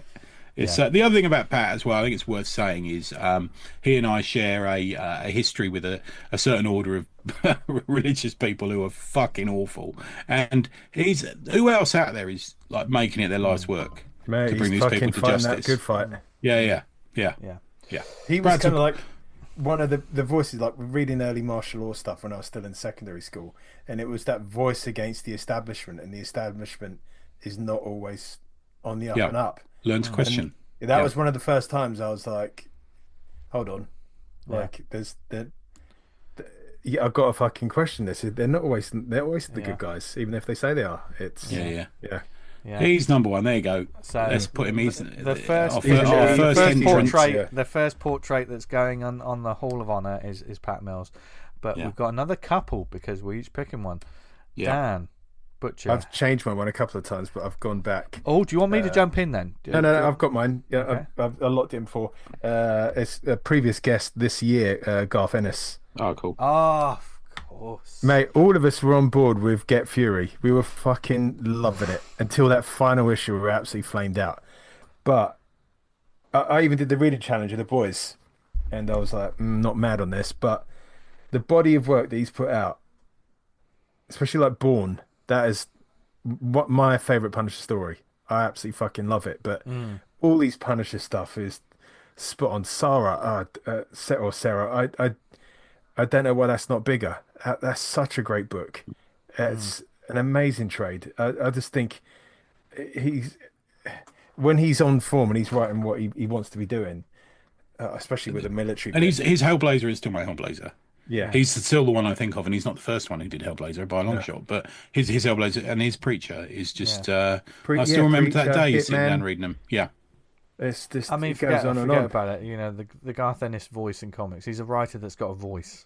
Yeah, like a proper voice in comics, and you know he's prolific, and you know there's so many books that you can honestly. That's the thing about these prolific writers. There's so many books that not everyone's going to like everything, but there's a good chance you're going to like something. Yeah, and I mean, and even if you don't like a lot of stuff, you can't deny like when someone does something like Preacher, which goes on for that many issues. Someone does something like The Boys. No matter what you think about it. Yeah. Look at what that did. Do you know what I mean? How far that got. That's become. Look at his Punisher run. Look at that. Yeah. Do you know what I mean? The Hellblazers. Look at that. You know. But you get people like him, and you know another great writer is Pete Milligan, Warren Ellis. Yep. These people are standout, tentpole comic and superhero writers. Why are they not writing? You know, Garth Ennis is working for I don't know, Oni or something. I don't know who. Yeah, they're not right. Why are they not? Same with the Ghost Machine. Same with the Ghost Machine lot. Why are you not? Why are the big boys? Why are Marvel not going right? This group of people who are doing Ghost Machine, we will pay you the same amount of money if you do our Ultimate Universe. Yeah. Imagine how good that would be. That'd be fucking insane. Because the thing about it is, it's like you were mentioning there, just talking about with Pat, is creator rights and creator owned stuff. Do you know what I mean? Yeah. You know, they just think, oh well. You write Batman. You should care about it. I think editors think they can't handle him. I think part of it is as well. I think editors see Pat and they think he's such a big character. He knows what he's doing, How do I tell him what to do? He's the bloke who's created, a number of the biggest running comics ever. Yeah. And I think they're afraid of the talent. They're afraid of it affecting their other talent. You got someone writing fucking She-Hulk, and they go, yeah, but we've got Warren Ellis and Garth Ennis and Jeff Johns and Mark Waid, and we're doing this. You're Would like, you refer it back to sort of like the healthy competition of like, well, shit, if he's doing that book that good, I've got to pull my finger out and start. It goes back to it. the Marvel DC thing where they used to call DC the distinguished competition because those two are fucking fighting to get the best things out there. Yeah. But I think that's a very good shout, Dan. I think Garth Ennis has been responsible. He was super nice to us. That was a good interview, actually. I like that interview. Yeah. That and I tried to think back when he spoke to us, and he kind of let some kind of coded messages about the end of Fury, and we couldn't really decipher it. But I tell you what, he was very professional. Yeah, but there was a little curl of the lip when we mentioned the new Punisher. Like, I thought, I wonder what he means. Yeah. But yeah, it's a bucket list name for me. Like, one of the ones we needed to get on. Yeah. And so finally, it's a name that we've already. David Pepose, who wrote the new Punisher, is your choice, I'm guessing. Yeah. So my pick when I was thinking about it, it's another episode where we shit on the Punisher. Ring that bell. Jason will be writing in again. Yeah. In the fucking year out, we're doing that. Every time we mention it, Jason went, "Nice one, lads." So I looked at it and I was looking at sort of this show, the Awesome Comics Podcast, like the focus on like the indie and the small press and creator owned and things like that. And I just thought, well, who there are certain titans. Whether they've been on the show or whether want to get them on the show, and they're ones that will go into this hall. They're going to go into this hall at some point. But I was thinking, right, who in that sort of independent world, like properly doing their own without any net or anything like that, who has done it and done it well for such a long time, to the point of, once again, legacy's a big word to throw around, but some people do have it when they've been doing it that long. So my pick is Terry Moore. The second time Terry Moore's been. Because like we talk about independent and small press comics and creator owned comics and stuff, and this guy started with Strangers in Paradise. He's dabbled in a couple of little things, but it's been all him at his desk doing this for decades. And not only that, I know some of his stuff's been published, or through, there was some Image stuff, and Strangers was an Image for a little bit for Marvel. Yeah. But like now what is he doing? Terry Moore's doing Terry Moore, and he's doing it exactly how he wants to do it. Yeah, he's not curtailing to anything. He's writing the stories he wants. He's got a style that's gained him a legion of fans. He was also a creator. We were talking about like when you meet them and they're really nice, and we've already spoken about him on this show. But I had dabbled in his work a little bit, but I hadn't read it as much. I just wanted to speak to this person that I saw as a fucking an icon in the independent scene, alongside Stan Sakai and all of these other big names that we could mention. Terry Moore's there, and to do all these differing books, I had a renewed sort of like, I almost fell deeper underwater. I'd read some of it and thought, oh yeah, this. I still haven't read Strangers in Paradise. I'm reading all of the other stuff, but I was like, that guy who's still at his desk, still doing his stuff, still building up his brand. I hate using that term, but you know what I mean. It's still the Terry Moore front-facing brand is Terry Moore, but what you see is kind of what you get. Whenever I see like interviews or I see like videos or I see, it's the dude that we spoke to, and I'm like, he's just making comics because he wants to make comics. So how can someone that's been doing it for that long not want to? He has to be. He's my first. And he's so clean line, so accomplished. Immediately see who he is. His stuff. I was a little late to the show on the Strangers, and joined it halfway through. I guess it just did that change in almost style. It had like a little change in style halfway through. But yeah, I think Abstract Studios were putting it out at the time, I'm going to say. But yeah, no. So he's a bit like a few people. It's like him and his missus are kind of the business, aren't they? Yeah. They're kind of the industry for them. Yeah. And they make it work. Yeah. And I'm so a bit like Pat and Lisa. Yeah. I mean, and when you say to some of these people, this thing about certain names, when you consider them to be like, are you going to be at any shows? Well, no one's asked me yet. And I think, how has someone... Oh, yeah. Why are you not fucking getting this person? Flying them over to fucking Thought Bubble, or flying them wherever they are. Why is he not a Thought Bubble? Why is he not a Thought Bubble? I'd never know that. Yeah. I don't know why. Yeah. He's done the Lakes, hasn't he, I think, many years ago. Yeah. But yeah, why not? Why are these people not being invited? I don't understand it. Yeah. I just think some of the people just haven't read his stuff, maybe. Yeah. He's one of those blokes, if you read it, you'll like it. I guarantee. Don't care who you are. If you read it, you'll like it. You'll understand the craft's well made, etc. Yeah. And certainly, like, Paper Girls is like one of my favorite books. Like, that was just so... To do a book like that... Parker Girls. Parker Girls. Parker Girls. I was thinking Paper Girls. That was The because other one. I went into a Waterstones the other day, and it was a big volume of it. That's why it was in my head. Oh, right, And okay, it was neon and shiny, and I'm like a magpie. But Parker Girls was one of those books that, like, to do a book like that, already quite a way into your career, I was like, wow, it's still got the energy, still got the spark. Which with that sort of book, I guarantee if you read issue 1, you won't leave it till issue 4. Yeah. You won't stop reading. You'll continuously read because that's such a great read. Yeah. So there you go. We are going to close the doors on the ACP The Hall of Fame Honor for another year. Yeah, Hall of Honor. Sorry, the Hall of Honor for another year. Just so the portraits and the paint's still drying on the portraits of them. We're going to keep them in an airtight hallway until next year and see who's there. That sounds weird now. Why? Because I use the word airtight. Like your underpants. I've got a friend. Anyway, and that was 2024 for the Awesome Comics Podcast. We hope you have enjoyed this look back, and we knew we were just going to talk about loads of comics. We could be here for another 3 hours, but we've got to prepare 2025, and there's lots of other stuff coming up, including episode 500, which is going to be live in a matter of weeks. God, less than a month coming right around now. so quick, man. Fuck. Has anyone got the details up? We're We're a pro outfit. We have been for 4. Yeah. 25th of January, 12 noon onwards.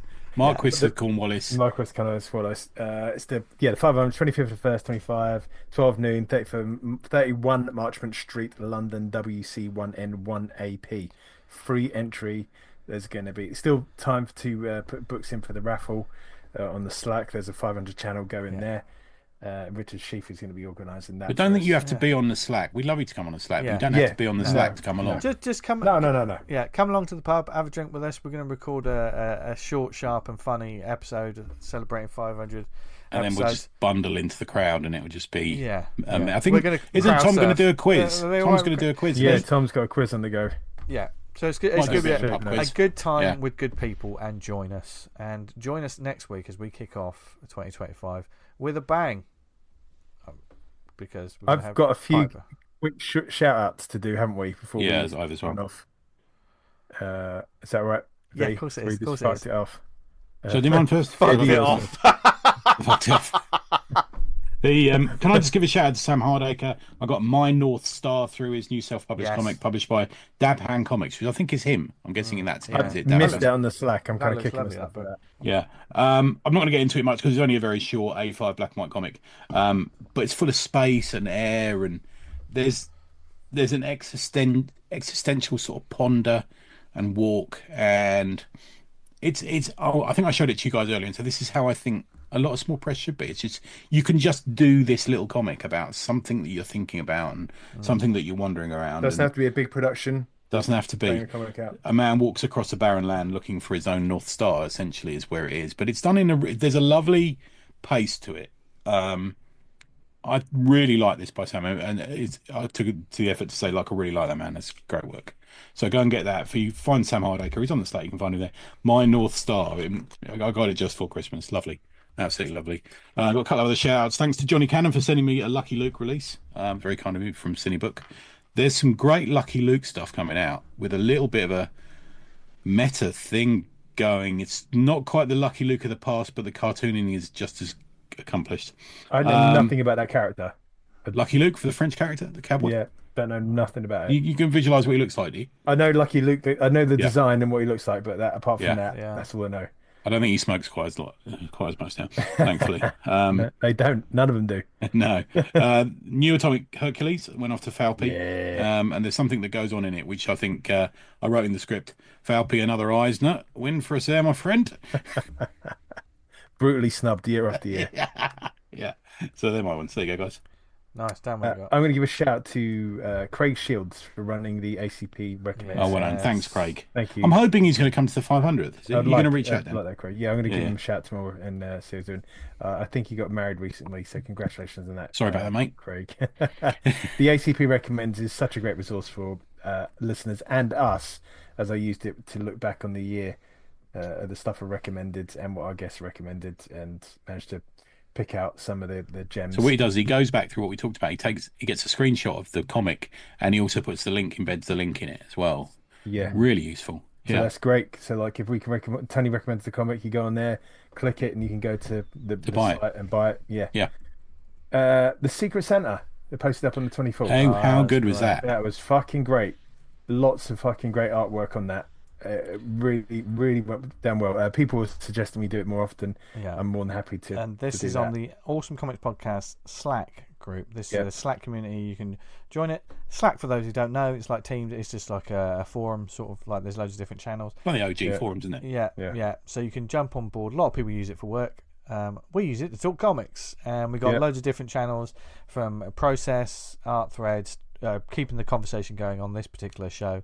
And Dan set up the Secret Santa this year, which so many people. Everything was brilliant. It was. I thought about joining in on it because I thought I can give it a go. And not with the quality on there. Fucking absolutely hell. Made up with what I got.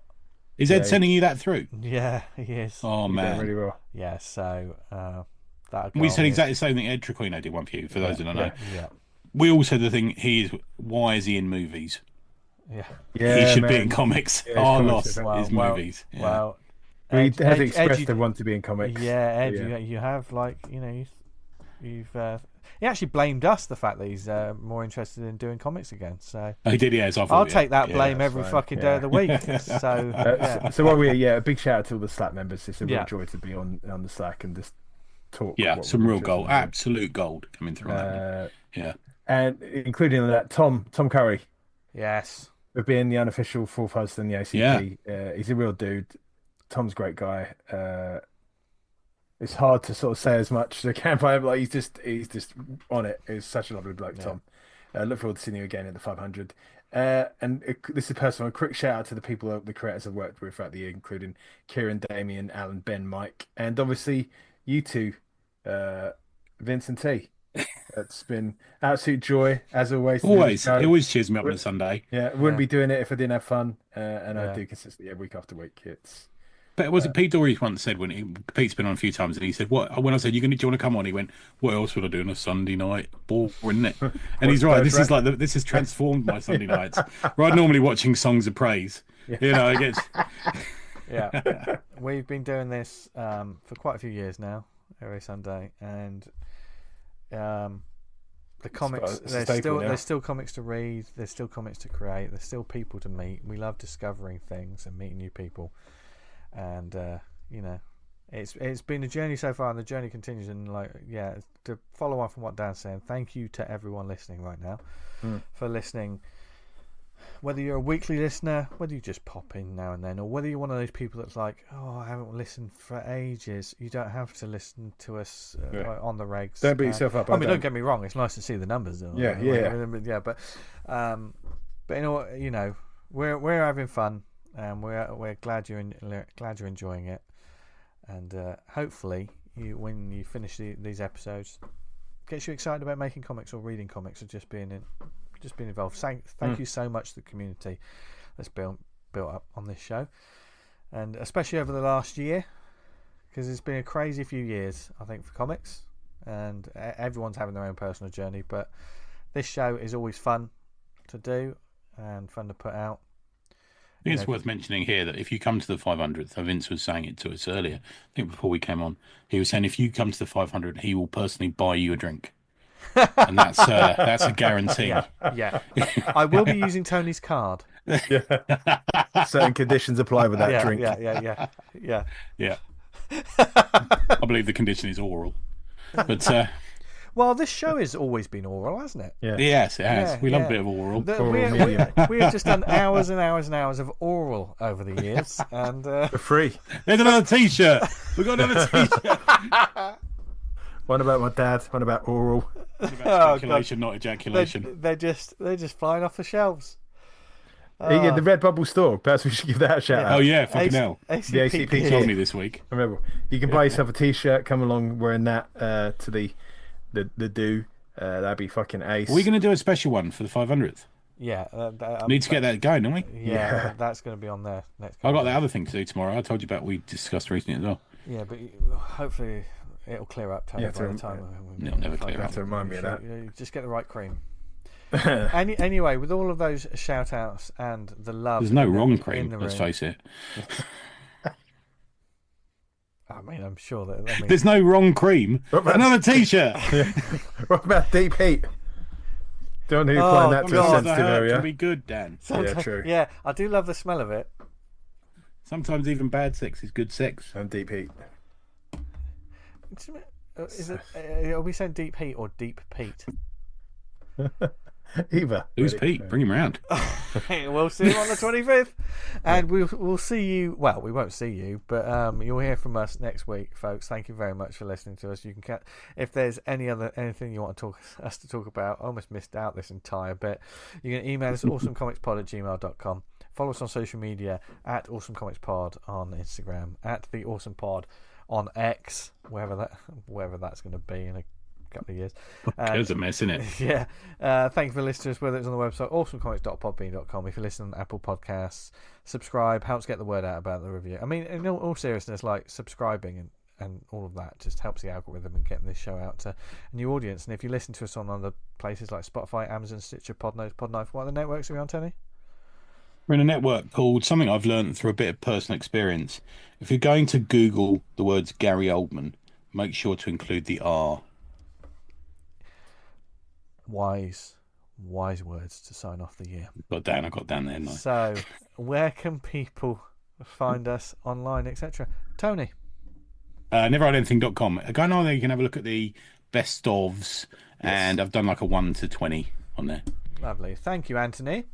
Daniel, where can they find you? You can find me on Twitter at Vanguard Comic, and you can read Vanguard vanguardcomic.com, which is going to return for the next issue. Once this clock Press Guardian crossover is done and dusted in the bag, I'll be on to writing that. Is that one of your New Year's resolutions, Dan? I don't have New Year's resolutions. I thought you told me your new... My boy. I thought you told me you only got one, and it's to make money and get bitches. That's what you said earlier. 24/7, 365 on the regs. Only thing is, he doesn't make any money. Don't get any bitches. He's got us. He's had us for years, now, Tony. trying it. He's had us for years. I sellotape 50p into his Christmas card this year, so that counts. You didn't shell out for one of those ones that's got those empty holes that you can put pound coins in. That'd be nice, wouldn't it? Get riches. Living a dream. I know what I'm getting you to next year. I used to do that to people at work, sellotape a 20p into their card, and they go, "What the fuck is this?" I like that Tommy Cooper one. You know, he had like speak to people and he'd go, "Have a drink on me," and stick something in their top pocket, and then later they'd tell you there's a fucking tea bag.